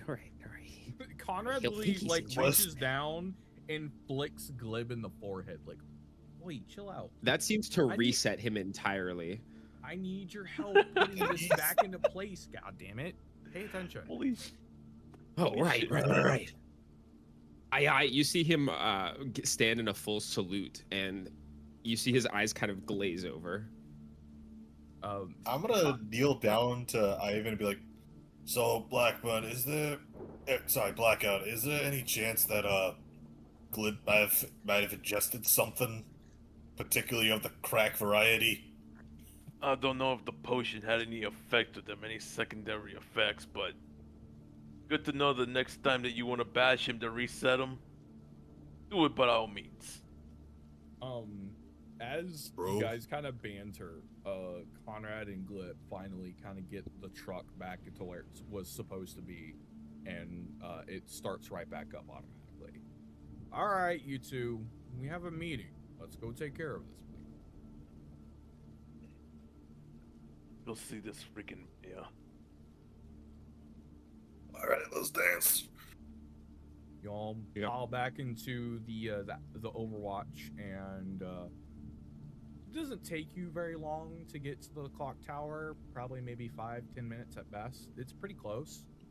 And when you look at it, it literally looks like a converted clock tower, like spanning multiple stories up. That's been reinforced with various bits of lumber and concrete, and it's seen some battle damage, but it's held together very strong with a clear like lettering on the top with the words clock tower on it in like bold font with 2 large wooden double doors.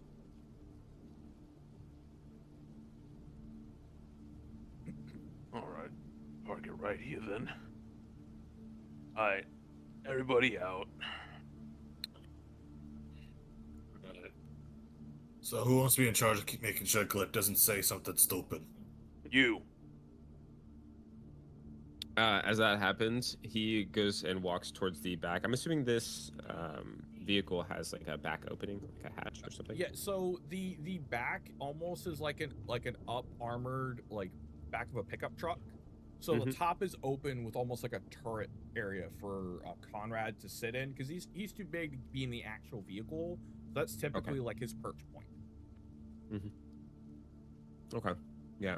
I move towards the where the door is, and he kind of grunts a little bit as he picks up his turret and throws it out of the vehicle. Well, time to make contact. And he hops his way out as well. Yeah, Conrad will lumber out of the vehicle and start making his way up to the double doors. Harvey, I need to ask you a favor. Yeah. Keep the little guy in check. You want the guy who you constantly call an idiot to keep that guy from being an idiot. All you gotta do is do what you know best. Smack him a little bit, and he seems to get better. Harvey's just gonna kind of like look between his hands and glip like, and like contemplate like, would my hits fucking kill him? Like I wouldn't be opposed, but Not wouldn't the it kill fucking red hand, you idiot. The other hand. You see a snot bubble glow out of Glip's nose again. Listen, I may not be Conrad strong, but I just flick a metal fence and it dings. Conrad literally takes like a handkerchief out and hands it to Glib and like, hey, clean yourself up a little bit, man. Ooh, he knocks it on his face. He really just wipes the snot around on his face. I genuinely thought you were gonna say he's gonna eat the napkin. It's like, oh, thank you. The second he grabs it, it's now covered in mucus because he's a frog. All right. And he drops the wet napkin on the ground. Great. Y'all make it to the double doors and Conrad swings them open. And it looks like a decent interior. It looks like an official like city hall style interior. There's a reception desk at the end near the center of the hallway in, and there's a pair of elevators that kind of flank the hallway, and then two little roundabouts that lead to another set of doors behind the reception counter. And at the reception counter, there's a little bell that says "Ring for service." Immediately walks up to the bell and starts ringing it multiple times. Can't hear. The second you get to the fifth ring, I would like to unarmed strike and pull this man away from the bell. Counter Roll me- question: Can Glip actually reach the bell from where he's standing? Oh yeah. Roll an athletics check, Glib. Yeah. I was gonna say, as a grunge, you can just hop up on top of the desk, no issues. Like you have that much movement vertically. I do, yeah, I do. I can jump 15. I mean, actually, I can jump 25 feet. Athletics check. Yes. It's gonna be a 1 right now because I don't have. Nope, 18. No, you Damn. easily hop up on the fucking counter and just ding ding ding ding ding ding ding ding ding. Yeah, and I wouldn't just. Hello, service. I'm gonna go ahead and just. Can I roll a quick strength check to just grab him, take him Yes. off the counter? Like, are you a fucking idiot? Roll me a strength check. As he That's a touches dirty me, 21. Oh As yeah, he touches me, I'm gonna need a con save. Oh, true. Okay, hold on. I need clarification. Are you hitting him with your normal arm or your crystalline arm? My normal arm. Oh god. Okay, then yes. Please roll a con saving throw, please. Kills me. Just vanish. 14. Oh no. Is he poisoned? Yes. Yeah. All right. You are poisoned. How long is the duration on that poison? 1 minute. Okay. Yeah, you're poisoned for a minute now, but you do successfully kind of shuffle him off of the counter to keep him from ringing it again, and you see a portly old man with a respirator on his face kind of stumbles. Oh, one moment, give me a second. My apologies. And he stumbles out, Yeah. and he gets behind the counter. I was like, yes, what can I do for you, gentlemen? Appointment 3 o'clock with the mayor. He wanted to speak with us. Ah, yes. You are the A-Rat gentleman, yes? Yeah. Please take Yeah, the well- elevator to the right behind you. It should be large enough for yourself and your compatriots to fit. The mayor is waiting for you. Alrighty. Thank you very Great much. to know. Yeah, but where's the gift? I thought royalty normally Shut gives the people. hell up. And for the love of God, Clip, please control the urge to disassemble the elevator and make it into something else. No, I'm still holding him. He walks up I'm to the thinking- doors on the elevator and eyes them a little bit, looks up, down.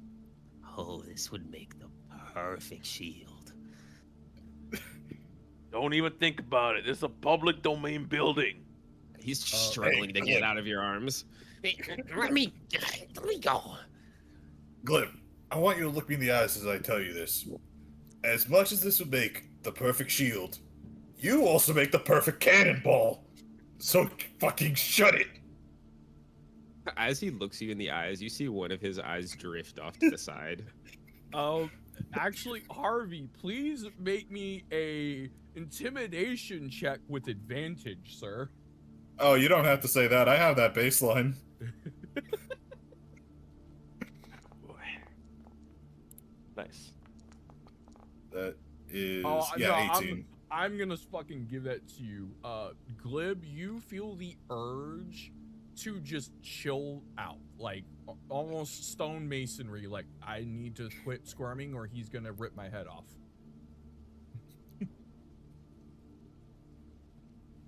You see his eyes drift off towards the side. Like they split apart, like disassociating.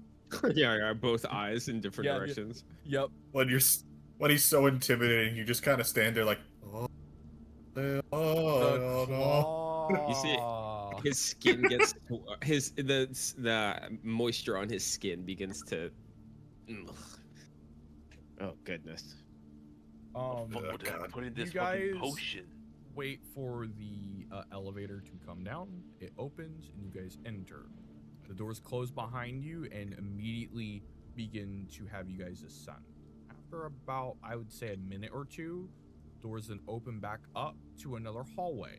This one lined with nice red carpet, wooden walls, and seems to be much more well kept. There are various sconces on the walls lit up with nice fluorescent light bulbs with an almost like an amber red hue to them. At the end of this hallway, there are a set of double mahogany doors, quite large, in fact, for most large humanoids to pass through if need be. And adorning these doors is the mayor, with golden lettering and golden round handles attached to them. All right, as the elevator doors open and we all step out, I'm gonna look Glip in one of his eyes because his eyes are still drifting off from my point of view. All right, I'm gonna set you down. All right, you do some stupid shit. I'm gonna pick you up by the collar again, and I'm going to hold you like a damn football until I can get a goddamn child carrier for you. In the block, with all due respect, he gets out of control. Use the red hand. Listen, Clip I'm- likes uppies. yeah, but I don't like giving them. You give him a hand, a fucking incurable rash here. Wait. When you say that, Conrad actually double taps on his black box, and like a simple simple like nylon blanket comes out, and he gently walks over, almost swaddles Glib, and then hands him back to you, and he points at Glib. Please behave yourself. swap? If you do, I will give you juice later. Okay? What kind of juice? Do you want apple or pineapple? It's the two that I brought with Right. me. All right. Bro. Definitely apple. All right, thank you. You see, he kind of just swaddles into the blanket. Okay, thank you. Great. Now it's gonna look like I brought my son to this goddamn meeting. No, he You have like a son? No. he then like kind of like gently elbow checks Ivan, and it kind of bumps into Harvey. He's like, please relax. Let's try to take this slow, okay? I don't know who this man is, but I heard some pretty interesting rumors about him. One foot in front of the This is other, yes? One foot in front of the other, smiles on your face. Look pretty for a camera if you see one, and try not to say some shit that'll get us all killed. Smile and wave, boys. Smile and wave. And as you do, Conrad actually leads the pecking order with Harvey behind him and Ivan behind Harvey. As you do, he knocks 3 times, waits a minute, and you hear, "Yes, come in." And he opens the doors to lead y'all in. It's a very opulent office, very well kept, very well cleaned. Everything is organized. There is a large wooden desk that's been reinforced with golden metal around the edges, with a nice laptop sitting on one end, a stack of books on the other, and a pen, like a nice pen in like a holding stand on top. There is a scroll that is kind of laid out in front of him, and to your left and right, there are books lining the walls. And off to one of the corners, there's a table with a set of chairs, as well as a small sofa in the far corner with it. On the other end, there is a stack of boxes that seem to have been gone through, probably documents of some kind, and a couple of folders laying on top. Adorning the back, there's a nice set of windows that have some bars put over them with curtains opened up to let light in. At the very top, there is a set of almost like chandelier sconces that adorn the roof, just high enough to be out of reach of Conrad. It's a large room, and you can see why. Behind the other end, on a large leather chair, is a massive bugbear. Long arms, covered in fur, head to toe, but clean. Like very, very, very clean. As if he regularly gets his fur groomed. He's in a nice, adorned suit top with various little chains that come out of some of the pockets. And adorning to the bottom is a pair of jet black slacks with shiny boots to accompany it, almost to a mirror-like sheen.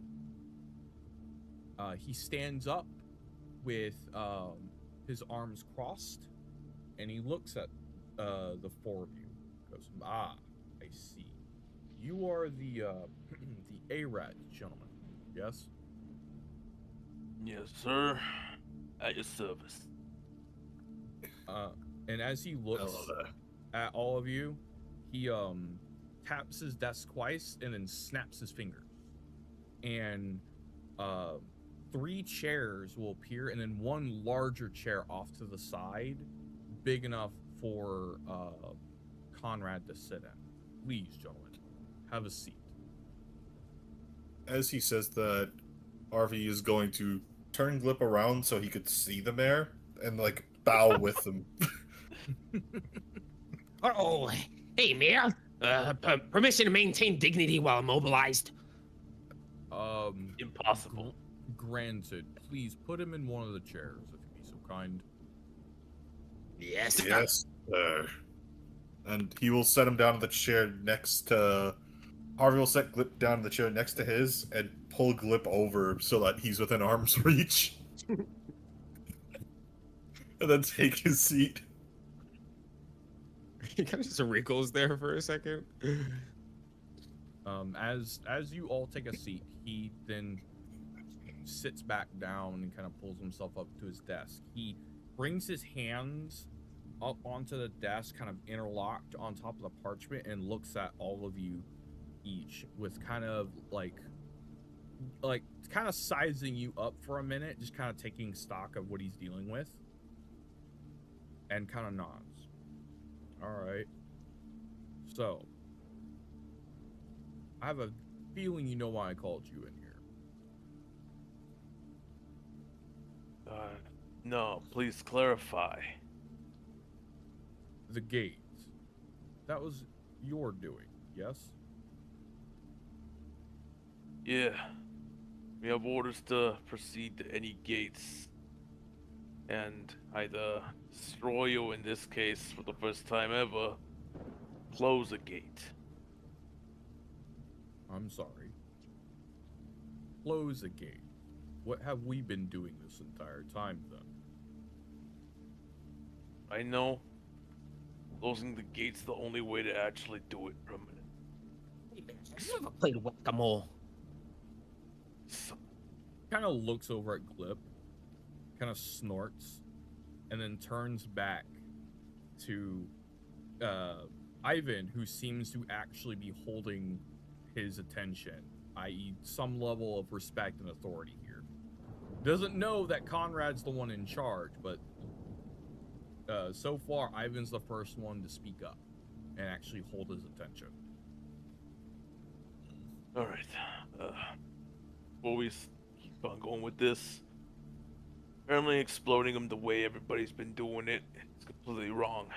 They're bound to open up again in the same location, doing so days later. The only way to properly actually get rid of these gates is actually figuring out and closing the door on them. Now,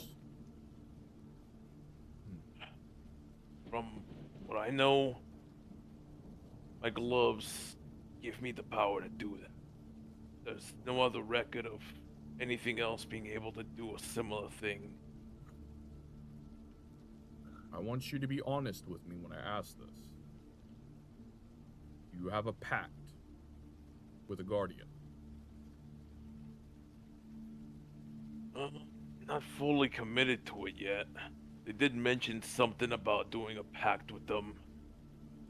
I didn't accept anything quite yet, but it's on the table. I see. But you are...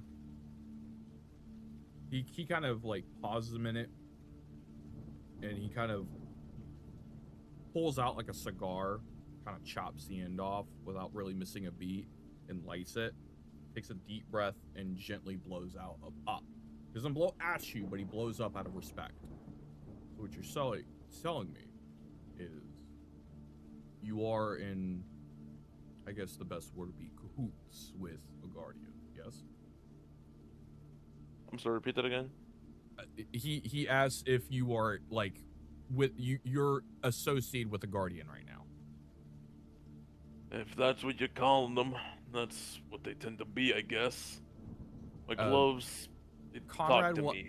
Yeah, Conrad actually, like, kind of gently put his hand out and kind of cut you off as you try to explain, and then goes, respectfully, sir, that's confidential information.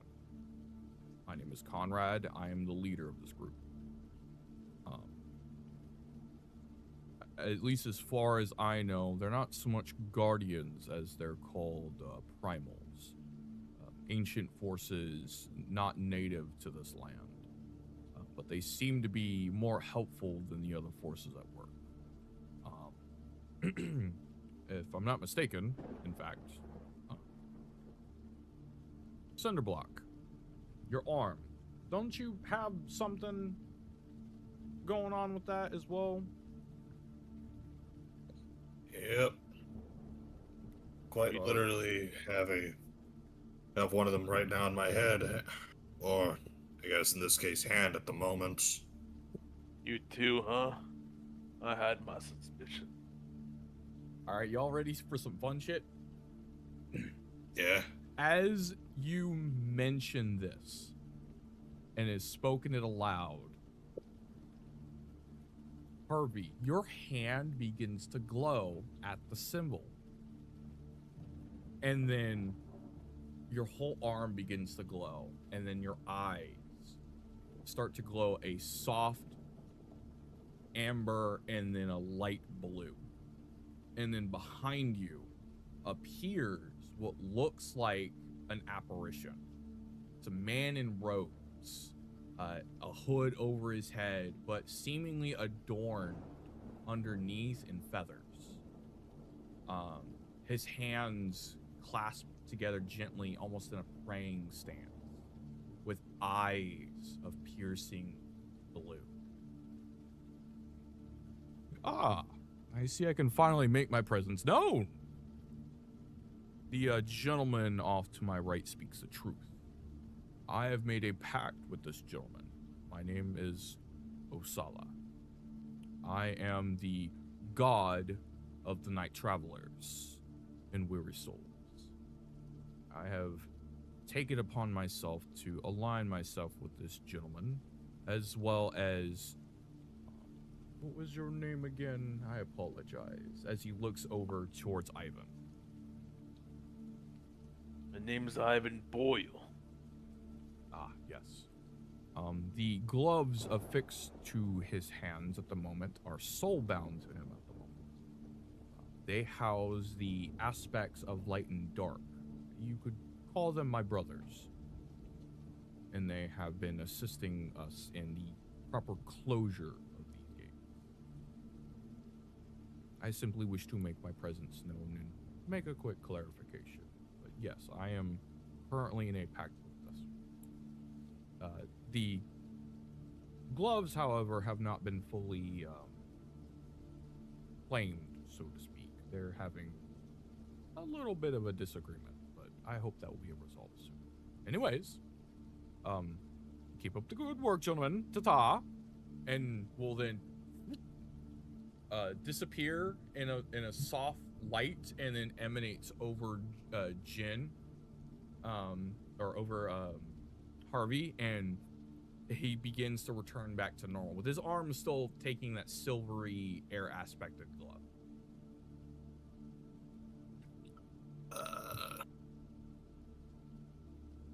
Whatever God just said, yeah. Glip looks over to Cold Snap and says, Not "Did Cold Command Snap. know that?" That's the mayor. We're talking to the mayor right now. Yeah, I know. Is Cold Snap Yeah. not here? No. No, No. Cold Snap is our Who's military officer off who's at the big base. guy? This is who's That the is big guy? What's his Conrad. name? Conrad. Okay. Or Warden. Either or. Conrad is his government name. Please call him Warden when in public. And then what is his race? He is a Minotaur. He is huge. It's this Okay. name. Okay. He's a- Okay. He is a big boy. Oh yeah. So Glip looks over to Conrad and says, "Did Command know that Ivan was carrying, like that?" Truthfully, I had an inkling of an idea, but this kind of just confirmed my suspicions. Well, okay, I guess we know who's the leader. But It's still Yes. Warden. yes, little one, I'm still your commanding officer. Anyways, oof, that's gonna take me a minute to get used to. Anyways, yes, as the god of the night travelers has so eloquently said, we have guardian pacts, or well, primal pacts, so to speak.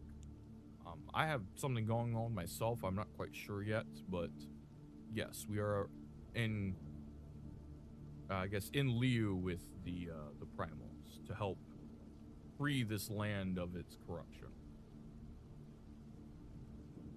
And as he finishes that sentence, the mayor kind of puts his arm on the desk and kind of rubs his brow a little bit, like, oh boy. All right. So, what you're telling me is you have some crazy gauntlets that can close things. You have a god as a traveling companion, essentially, and you just have primal powers?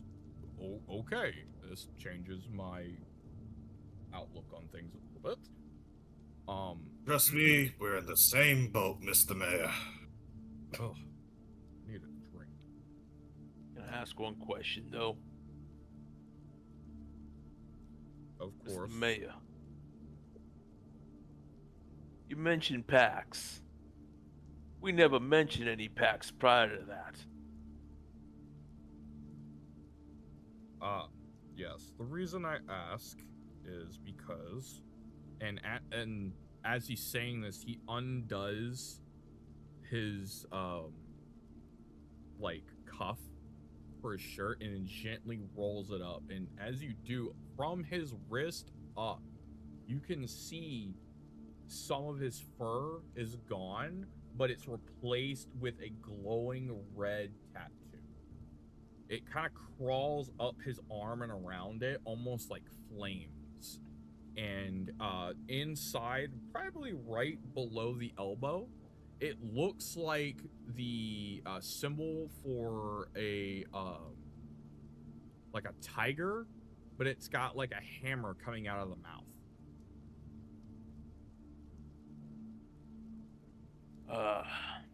There's a reason why they call me Rook. I have a pact of my own. I'm not going to tell you who, as I would like to keep that between me and the gentleman in my lawn. But it seems like these primals mean well.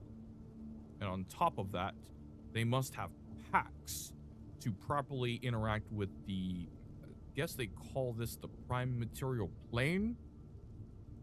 But that is the only way they're allowed to influence our world properly, as they must have a conduit to influence the area around them.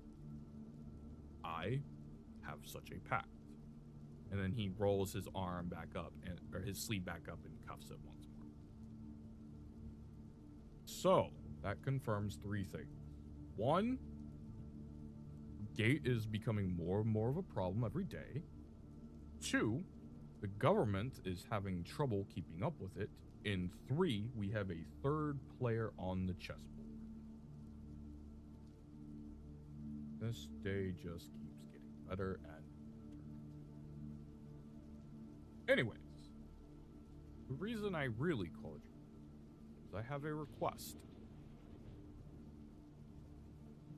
And this one is a little more optional, but your boss contacted me. I believe his name is Cold Snap. Yeah. Your commanding officer told me to give you some information. You need to make your way to Section 4 and then Section 5. You have one goal.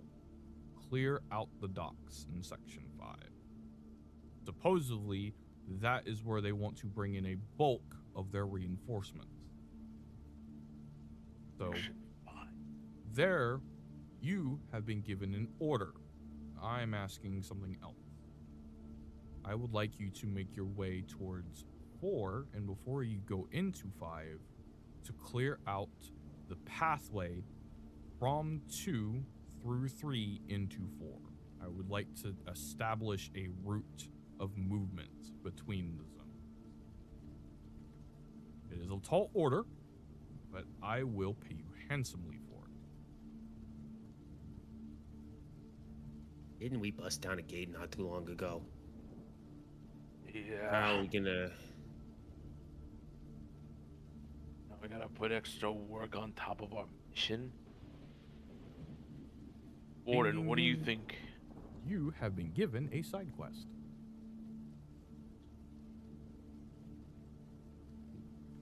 Oh. Yippee.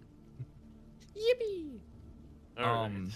Warden kind of chimes in this time once more and goes, that would be quite difficult, sir. What exactly would you be offering in return? Well, first of all, the full backing of New Haven. Most of our services, lodging, and other things will be made free of charge for you gentlemen, as you will be under my service for this particular task. Simply give them this medallion, and he slides over a kind of a mock-up of that tiger head with the hammer coming out of the mouth, and like a small bronze medallion with a chain attached to it. If you show them this medallion, they will know you're under my service. So, as I said, anything services rendered to an extent will be made free of charge. This includes lodging, food, and some amount of supplies will be allowed to you from our stockpile over at, what do we call that place again? The ammo stockade. You know, it is going to be a trek, and you will need supplies. I'm willing to indulge in that. Additionally, I will give all of you about $1,000 apiece. That way, Mr. Mayor, a quick question. Since you seem so smart about these parts, I mean, you got a huge barricade around you. You seem tactical. Do you know of any of the routes for like specific places that are blocked, or places we could hold up to make this a little bit easier for us? I just might.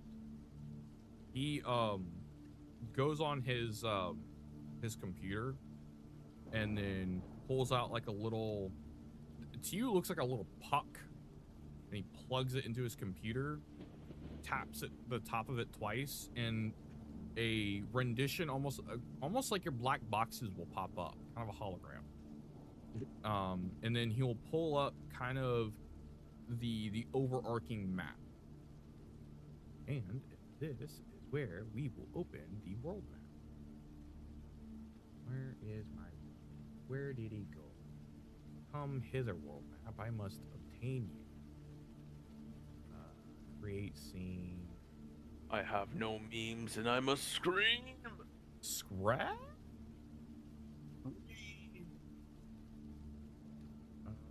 Or in Glip's case, ribbit. Also, another question. Do we know if we have to break down the giant gate that we already busted through? Well, what's going on with that? So, The gate. as far as I understand, I believe you're more referencing the checkpoints. The Yes. checkpoints Yeah, are I thought we. Yeah, the checkpoints are safe zones between each of the sections of the map, and in fact, I will show them to you here shortly once I find the fucking file where I put it. Where did I put this? Where'd you go? Where'd you be? That's not what I think about. Harvey. Mm-hmm. Hey, yo. Question. Yeah. What's up? Completely unserious question. Who'd you think win in a fight? Warden or the mayor?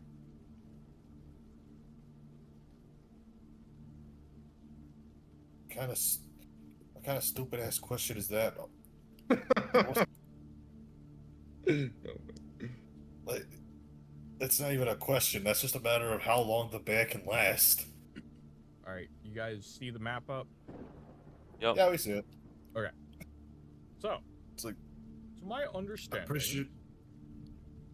we have a couple of known locations. So, of course, we are about about here, I would say. Oh my goodness. And then the main gate towards Zone 1 is about here. To my understanding, there is a town here. And then the next gate is actually here. So that would be the fastest route out of here. And of course, the same route kind of follows. There is a known town here and here. Not only that, to the right of the gate there on 3, we also ended up in that shanty town. and actually your map will update. It's about here. Yeah. So there's a gate towards 4 that way that moves down towards what is known as Zone 6. But of course, this has been destroyed as of late. So a new one has been constructed through 5. So your The goal gate from 4 to 5. no, There's no, no no, gate from 4 to 5. no, there's no longer a gate from 4 to 6. There was a gate here at one point, but there no longer is. Do we So have a now- gate from 4 to 5? Yes. So you would go down Yeah. Okay. into here. Okay. Your commanding officer wishes to bring in support through 5, but 5 is full of gates, unfortunately, that need to be closed before that can happen. He said he'd be willing to Oh, I put see in what I was some- doing. So gates aren't the same thing as like the No. dividers between the Yeah, sections. No. Those are Okay, checkpoints. okay. Got it. Yeah, the quote-unquote gates you're talking about are actually checkpoints. So there is a checkpoint that goes from 4 to 5 and then from 5 to 6. But there are... Okay, we busted through a checkpoint. So the checkpoint between what 2 to 3 is open? Yeah. Yes. I mean, so originally what happened is we were away from quote unquote California. We flew in. We were supposed to drop at 1. We got attacked by a blue dragon. Gave us a detour and smacked us straight into the middle of 3. Yeah, y'all That's- basically took this path, is about the path you took to enter 3 from the Yeah. air. Yeah. So we had a big detour. We unfortunately had to fight through a couple things to even make our way to 1, where we were supposed to reach our rendezvous point with the agent from ARAT. Apparently couldn't really fucking something happened to him. He got fucking stopped by somebody. That's where we had to meet up with Funk, who had you along with him. Okay, and now we met up with the mayor. Okay, I see what's going on. Yeah. Yeah. Cool. I guess the only other thing is, additionally, old members of the Watch military group, or from my former military group, joined Watch. We fought 2 out of the 9 lieutenants, which are souped up like soldiers, and I'm talking about like serious boss level soldiers. Mhm. And Yeah. they can appear at any of them. Actually, Okay. while we're on the subject, you also all kind of merge your map with his during this discussion. Kind of basically now have like a war map going. Right now, you know that in Area 9, the dragon was spotted. The big old crystalline dragon that seems to be the cause of the changes in the Ascent right now.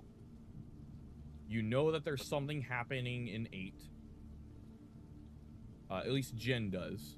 This is your DM talking, so players talking to each other. The players, your characters don't know some of this information. So, from right now, this is the DM informing, hey, we're playing catch up. Jin knows that there's something going on here. There's movement going on in 9. 7 is an unknown. Wait, Jin knows about 8? Yes, Jin knows there's something going on in 8, according to Osala. Yeah. Oh, okay. 7 is an unknown. 6 is an unknown. But you know from Funk, there is movement in here of some kind. You're not sure what, but there is, speaking of mobilization of units from Watch. But this area is a big ol' unknown.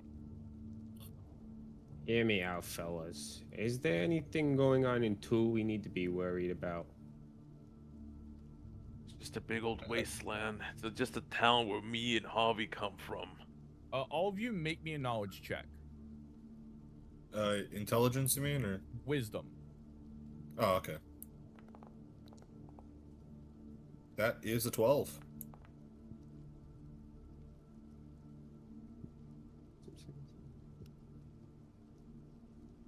Got a 6. That's a nat 1, buddy. God.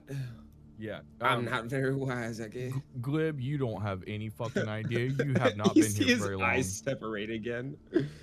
But let's see. What was everyone's rolls?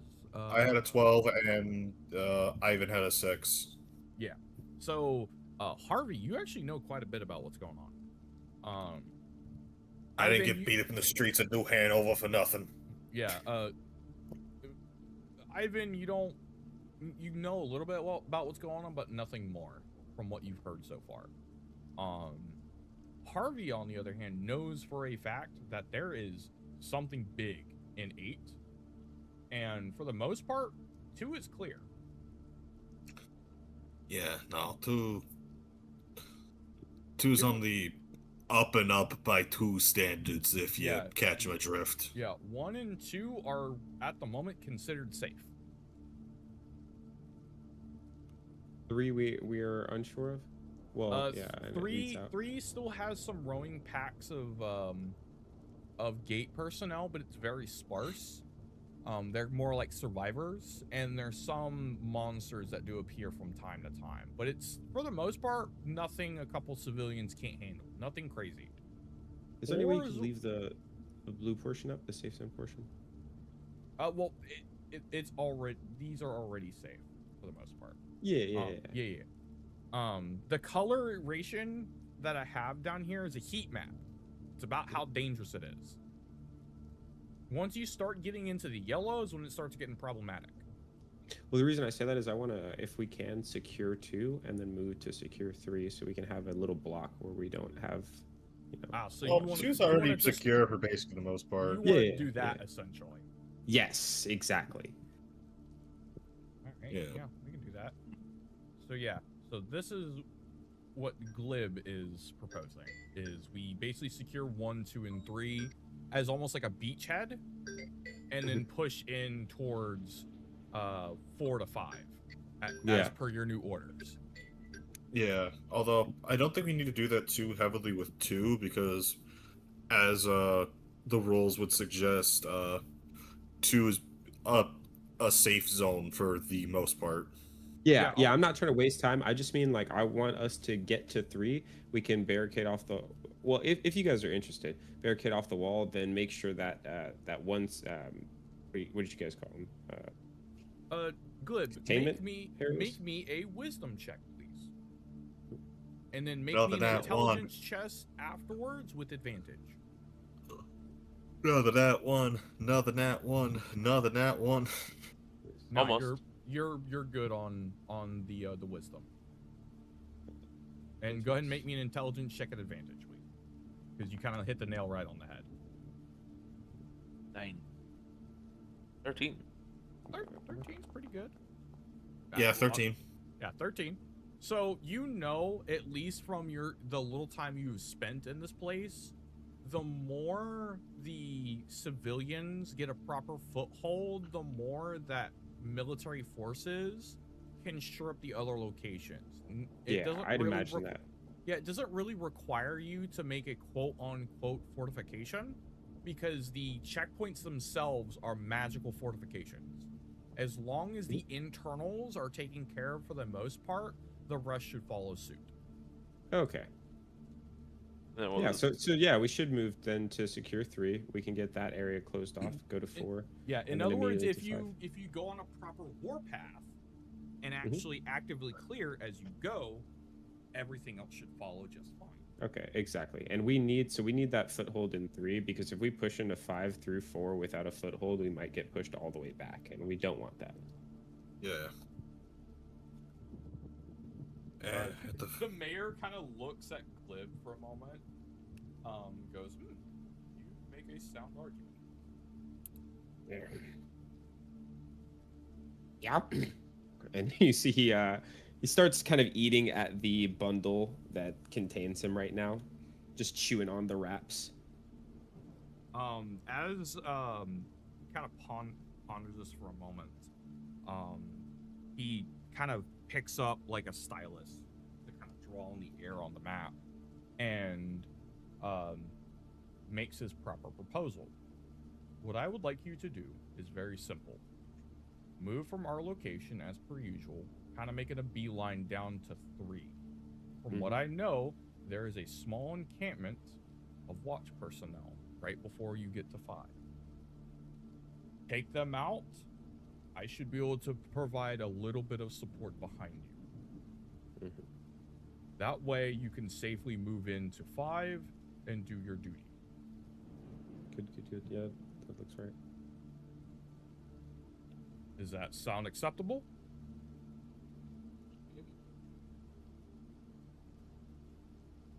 What you guys think? I'm down. Yeah, yes, sir. Good. Then I think we have an accord. As I said, I will provide each of you $1,000, or in this case, it would be 1,000 gold pieces, to go ahead and clear a direct path towards 4. I'd like to establish a small outpost and town, probably about here, where that valley is. There's a little bit of fresh water there. We may be able to establish a proper town to start making a proper foothold in here. I would like to cut off Watch's ability to easily make it towards 4 and 3. That is my plan. And it seems like Cold Snap concurs. So, gentlemen, you have your orders and you have a job. What say you? Flip just chewing on his bindings and hops down from the chair, gives him a full salute. Who's enough to free one of his arms? Or how long? I don't know how long I've been chewing on these bindings. I'm trying to get out of it. Make me a straight check. I mean, I have like, I have a set of pretty much all tools. So like, I could just pull, what? I don't know, You know what? a switchblade out. Make me a what is it? What's a tool? A tool Tinker's check. tools. Yeah, give me like a Tinker's tools check if you can. I'd say it'd be like a dexterity with advantage or something. Or if intelligence is your higher modifier, right? Flash of genius. 13. Not too bad. It's all right. Okay, yeah, I'll give it to you. You kind of nibble a little bit and use one of your tools to kind of almost free yourself and just kind of pop out. Hops down, salutes. All right, man. Well, it seems like your little soldier there is on board. What about the rest of you?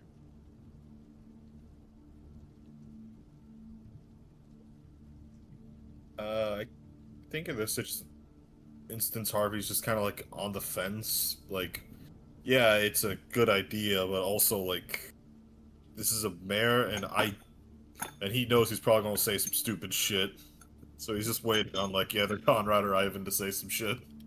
Conrad pipes up and is like, that sounds like a nice deal. As long as you can provide us with ample supplies and ammunition, I'm in. That seems like a reasonable goal. That just leaves you, Ivan. What do you say? Ivan's kind of just like miles away. He's just staring at Sector 8, just hearing the screams, the gunshots, everything back from that horrible day that happened. Ivan? Are you okay, sir? Yeah. Blockade. Go through 2, 3, make it to 4. Section 5. It's kind of a hellhole. Yeah. Nothing but constant gates. Do we even have any way that we can actually ensure that we can make it through this? To my knowledge, at least from the intel that your commanding officer was able to, there are 3 active gates. And from what you told me, stabilize the area each time you close one. I would assume if you can beeline to one of them, knock them out, It should make the other two easier as you go. Sector 4, there's a couple beasties, actually. Not just humans. Animals are roaming around those parts. Let alone Sector 5. That's just a hole of fucking gates. Well, if you can clear out the gate outpost before entering 5, I can bring in personnel to help solidify our foothold in 4. Question. These gates, when they open, do they have like a limited amount of people that come through, or they just keep coming? It Well, doesn't doesn't- seem like there is a limit, but it seems like the more an area has gates in it, the more unstable the zone becomes. Okay. You could, the DM speaking, you could think of it kind of like a reality event. Whenever It's kind of like playing Pandemic, the game Pandemic, where like if a virus gets into an area and it keeps populating, it's gonna affect the zones around it. yes, And, like, yes. yeah. The longer a gate is around, and the more of them that appear, the more hectic things become. You can expect changes in baseline reality. You can expect various monsters you're not used to seeing, and you can expect anyone that is in there to effectively be trapped. So at the moment, to put it bluntly, 5 is cutting off half of the map. On that thought, you see Glip reach for a small device on his waist. It looks like a radio. You see it clicks a button on the side of it, and in a short moment, you can hear a small noise from down the hallway. As the cannon rolls in, Glip's gonna go and hop on it. Well, boys, looks like we've got a plan. How the fuck did you get that up here? It flies! It's super neat. Got a whole bunch of dwell. I'll show you. Wait, if it flies and we didn't have it in the elevator, does that mean? Oh, you fucking idiot, Clip. He scratches his head a little bit. Oh, okay. That. You know what? You're going back in a blanket. No truth to you. You're going back in a fucking blanket. You see, he turns on the cannon and it starts rolling towards the door. You'll never catch me alive! Oh my god. I hope you know I physically can. I have a buff that doubles my movement speed. My base movement speed is 45. Oh yeah, no, the cannon can only move 15 feet per round. So it's like, It's like, you'll never catch me alive. 2 feet of movement. yeah, literally moves at a snail's pace. I'm imagining like you'll never catch me alive, Mr. Krabs, when I go into maximum overdrive and then fucking Yeah. fucking Harvey just kind of appears and goes, "Where are you going?" Oh god. He's by the head. He's right in front of me, isn't he? But the mayor will then kind of almost grab the map and then toss it to Conrad, and as it does, it kind of updates everyone's black boxes. You now all have an active battle map available. Hey, Mr. Mayor, can I ask for another favor? Perhaps. What can I do for you? You got a landline? Possibly some form of way I can make a phone call without it being tracked? I'm the mayor of a prestigious city. Of course I do. Cool. I want to just make a phone call. He opens a drawer from behind his desk and literally pulls out a red phone. Like the old school red phone. With like a dial pad and everything. And then he turns it to you, picks up the phone and hands it to you. Alright. Gotta make a call to my brother. Make me a knowledge check at advantage. This is your second point being consumed. Knowledge. Good knowledge. Oh, this Wait, where's happening. where's my knowledge check? It would be intelligence, if I'm correct, right? Wisdom. Wisdom, my bad. Okay. So you said with Yeah, I want you to make a wisdom check. Advantage. Wisdom at advantage. My apologies. wisdom and advantage. Okay, bet. I got it. So +2. Oh, I bet. +2 with advantage. Oh.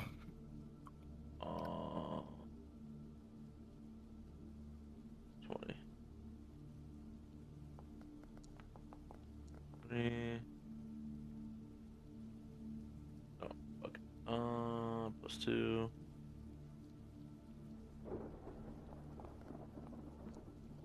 So 15. 15. Yeah, 15. You easily are able to type in on the dial pad and make your call. It's middle of the day. He's either gonna be drinking in a bender or he's at home. You hear a dial tone, and then phone picks up. Yes, Loyal speaking. Oh, no, I was actually gonna make a different phone call to his other brother. Oh, who are you calling? Would you like me to do the voice for him? Yes. Yeah. Oh yeah, brother. Who the hell is this? It's me, Ivan. Ivan. God damn, I haven't heard your fucking punk ass in 7 months from now, man. What the hell happened? I kinda had to join up with A-Rat. With those punk ass losers? You would have been better off just joining me. Where the fuck are you now? Are you kidding me? I'm over here at Sector 7. What the fuck you doing in 7? You're supposed to be over here by Sector 6. Yeah, I was just super bored. I just handled 2 big-ass fucking tapeworms the size... You know what, forget it. What you need?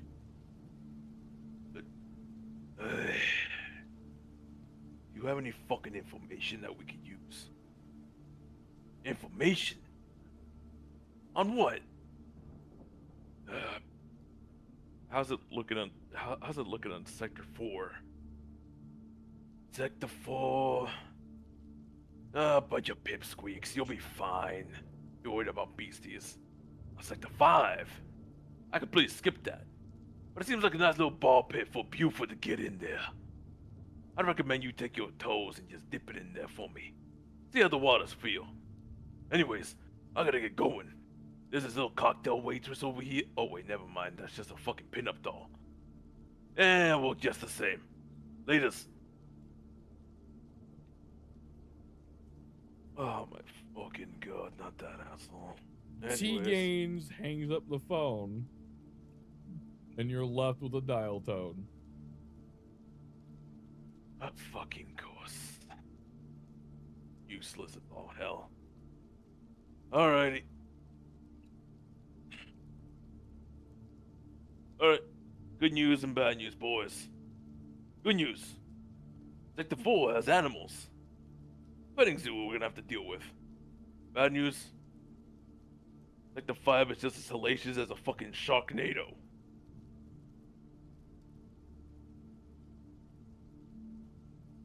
Well, gentlemen, I Fuck. believe you have some ground cover, don't you?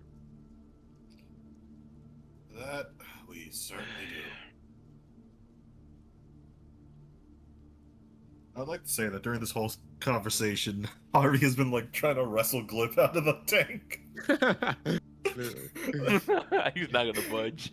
Because Harvey put 2 and 2 together. Like, wait a second. If it flies, but we didn't have it in the elevator, does that mean it caused property damage to get it here? There is a broken fucking window in the hallway where the tank flew up and came in. That is correct. Yeah, that's why he's trying to put him in a blanket again. Like, that's it. No juice for you. Get the fuck in the blanket. Mayor, You can take that off of Blip's half of the money. It's no sweat off my back. Just make sure he gets out of here without any more property damage, if you would be so kind. Sure. Yeah, you know what, Will? You know what, will do. And I'm gonna roll a strength check because it seems I'm having no luck getting him out of the tank. So I'm just gonna pick up the tank itself. Hey, Wait. roll me a d6. Oh, a D6. Shit. No, I'll take Sick. the check. That's fine. Yeah. Roll me a Yeah. d6, brother. You got it.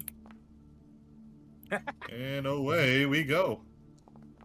Let's 5. see. Oh yeah, you end up using your crystalline arm this time.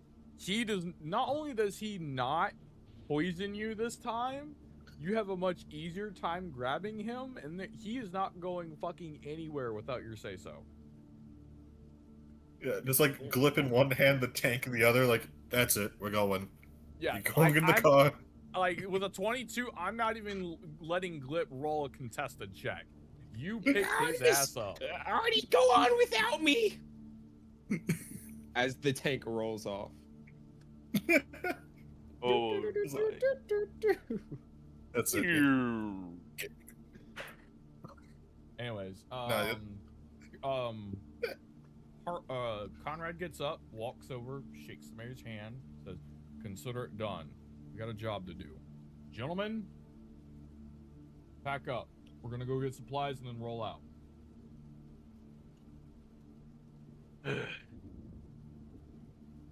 No rest for the wicked. Ain't that the truth? All right, we'll be on our way. Gotta go. And Bed. Conrad starts to lead the way out.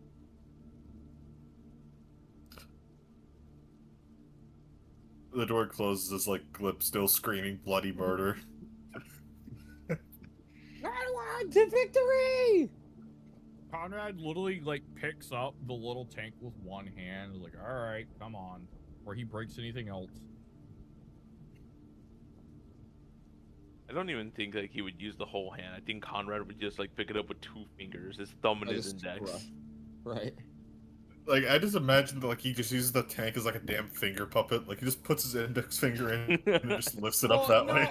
It's not that small. It's big enough to where Glip can ride in it, so it's more of like picking up like one of those little like Tonka like kids Tonka trucks. Yes, yeah. And he can fit his whole hand in it, but he's literally picking it up like a toy and just walking with it.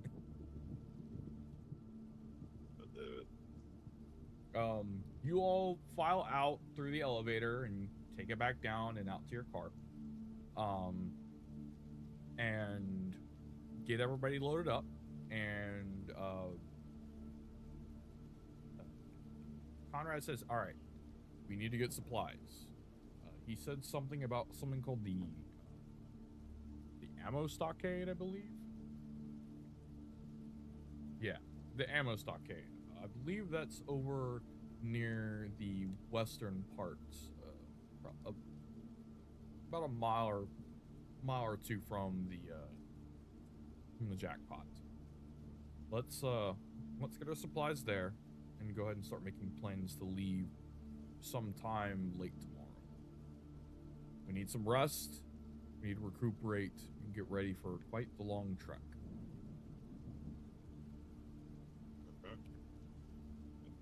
We are out of the office, right? Yes, So- you are out of the office. You're Okay. actually out of the clock tower and actually back at your Yeah. I mean, at least we could save ourselves some way of the trip. We could just, you know, snap our way to the fuck was that bar called again? Blackout. The bar. I'm sorry, my head's still reeling from calling my brother. Are you referencing the place called the Pit Stop and that place where Big Joe is? Yeah. Oh, you're talking Conrad- about the casino. I don't know what the hell it was called, but I remember we marked down a bar in Sector 3. Oh, the Willow Creek. Yes. I believe so. The Willow Creek is that little shanty town you guys took refuge in and fought your first lieutenant. Yeah. Yeah, I don't remember if we ever set up a waypoint there or not. Yes. We did. I feel like we did. Yeah, it is known. So anytime that I mark a known location in your guys' journal, it is usable as a fast travel point. Yeah. Yeah. However, we could have just, instead of doing the sub quest, we could have just gone straight to there and just start making our way to 4. But we gotta clear 2 a bit, then go to 3, and then proceed to 4. I feel like 2 is pretty much clear. We're just kind of blockading 3 and then moving into 4. Yeah. I mean, I don't even think we need a blockade. so It's already got a you're- containment, so. Your DM will inform you, give this to you for free. 1 and 2 do not need to be cleared. You guys have already done that job on your way up to 1. 3, Yeah, that's however, why- will need some clearing out, and down into 4 will need clearing out. Yeah, So- that's kind of why I was suggesting we go to Shanty or fast travel to Shantytown because that's already in 3.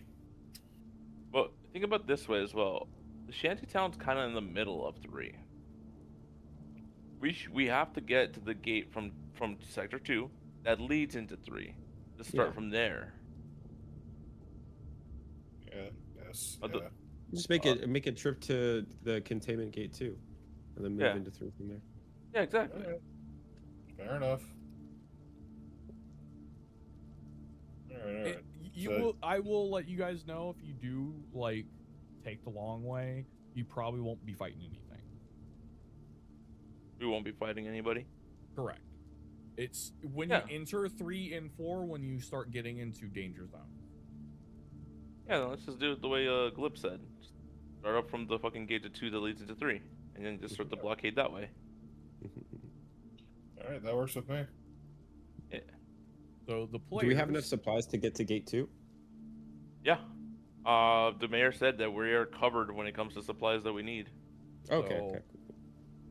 The plan for the DM understands is we are going to start from Haven, move through 1, down through 2, into 3, and then go and take care of the outpost, then move back and take. Or sorry, no, that's I incorrect. actually wanted to go outpost in 3 first, then that little secure section area in 4 where it was in the middle of the road, secure that town, and then move into 5. So we have kind of a divide. There isn't a town here yet. That's where he wants to establish a town. Okay. Well, we should set up then the markers for that so we can get kind of like an area set up. So that's the goal. We want to go here, bounce to here, then bounce to 5. Well, yeah, if possible. It's up to y'all too, though. I'm comfortable with that. All right. Yeah, that works. Yeah, because once we clear out that town, we'll need some time to rest up and kind of get our resources before we head back into 5 anyways. Well, you weren't here for it, but in between the walls of each section, there is a little resting spot where it just magically heals the truck Replenishes? Okay. and gives us food that replenishes or revitalizes us, basically. Okay. We can't stay there for too long, maximum 12 hours. Otherwise, the impending stone statue guardian will awaken and kick us out by force. God, no. Awesome. Yeah, each section is separated by what's known as the checkpoints. Each of these checkpoints are basically magical zones which are designed specifically as rest stops. They have various amenities depending on each zone. Each zone has a unique style of amenity. But they typically always come with a resting place, bathrooms for you to use, as well as small showers, and some sort of food of some kind. But each one typically has a unique effect attached to it. Yeah. Okay. I mean, honestly, for me, it makes sense. We've got 1 and 2 cleared. We go. I mean, I say we go guns blazing into 3. We might even want to establish that rest stop at 4 before. Well, no. Yeah, it makes sense to go into the fight. Mountains at Well, 4. Establish yeah, rest stop and then go into 5. yeah, because once we reach the gate to 3, the wall in between it leads into 4. We'll have a spot where we can rest Yeah. for like 12 hours. Yeah. Yeah. Cool. Yeah. All right. You guys have your game plan. You all ready to go? We have hit time. It is 12:23. Is there anything else you would like to do before we end today's session? Honestly, the only thing Harvey would probably end up doing is just purchasing ammo, because I'm only on 12 shells right now. We'll handle that next session. But before Okay, we then. actually, between now and that little event, is there anything else you guys would like to do? Well, we have no, I don't think we have enough time for it, because there was a section in in area 1 that was too far for us to like go because of the schedule to go meet the mayor. Yeah, because this is Haven. There is the original gate, or the original checkpoint, and then there's another really small town about here. Called the Rat something, no? No, the rats. Sorry, I have to pull up my paper. The rats run is in the city. It's a part of the city. Yeah, there was something in Rats Run, no? There, you know of a medical officer that runs a clinic inside the rats run. Y'all want to check out that now that we have time? Or not combined to a schedule? Sure, I suppose. I feel like we kind of are still on a schedule because 5 is like has a lot of gates popped up. Well, 5 is always a shit show. Yeah. Yeah. So currently you are not on a schedule set timer for this. Okay. There's not a timer attached to it. You just have orders. The moment you guys clear it out, because there's going to be ships that are going to be coming in from this side to get ready to come in on 5. They can't go any further down here because there's something there that I'm not going to talk about yet. You guys don't know about it, but they can come in and just kind of beeline safely to 5. But this needs to be cleared out before they can make a beach landing. Okay. Yeah, I mean, having 5 and 4 contained would be pretty good for us to push through the rest of them. Cool. Sounds good to me. Well, ladies and gentlemen, thank you so much for playing this evening. I have been your humble DM, Axel Dreamsaver. We will continue this next week at 9 p.m. CST. All right. You guys are free to stay or filter out as we end today's session. I will be doing a couple of announcements, but otherwise, y'all are free. Just like to point out, if Axel actually managed to get 10 subscribers to the channel, Afro will be giving Glip a 1-hour show of him doing a musical. Oh my god. Oh my god, animated. Yeah, Break the theaters. I'm gonna I don't know have to hire somebody to do that now. You know, Literally that, right? Fiverr. just do it like a one animation loop constantly, but it's just like Afro's gonna have to record like a whole hour worth of songs. Oh my god. I'll just find an hour mix to throw on in the fucking background or some shit. Oh, actually, I guess one last thing. While we're kind of, you said if there's anything else we wanted to do, I do want to like just prepare some junk. I want to be wrapping it into bundles, as we're kind of just Yeah, if you want to, like anything you want to do as like, well, I'm giving you guys essentially downtime between this session and next section. If there's anything you'd like to do in the middle of that downtime, please send that to me via Discord. I will converse with you individually on those notes. Cool. You are allowed one downtime event this session. You don't have that much time, but you have some time. Okay. Gotcha. Uh, fuck it, man. Let's make fucking Harvey and I even do a training montage. Well, like I said, I will let you guys discuss that outside of the game. I'm gonna go ahead and wrap up this evening. You Yeah. are free to go. Awesome. All right, man. Push it I to the will- limit. Like, I don't know. Like, I'm between training or what's it, or just securing more ammo. Be bad. You don't have to worry. You don't have to worry about supplies. Remember, we're covered by the mayor. All right, ladies and gentlemen, if you enjoyed today's stream, a follow or subscription would be greatly appreciated. It shows your support, and I'd love to see your faces here again. If you enjoyed today's session, we do this every Friday at 9 p.m. CST sharp. Well, for the most part, 9 p.m. CST. And it's an ongoing session, man. Come hang out. Come enjoy the descent into delirium as we ascend um, into each session. I do a bunch of other games as well. Consider going to the YouTube channel at Axel Dream Server. All the past sessions and other games are in playlist format for your enjoyment. Um, I'll also be doing some updates to tagging for those episodes, so on and so forth, and I might do a couple of things throughout the week as I have time. But yeah, there will be no stream tomorrow. There may be one Sunday. We shall see. I will catch you guys later. Hope you enjoyed the ascent. I'll see y'all next week. Deuces.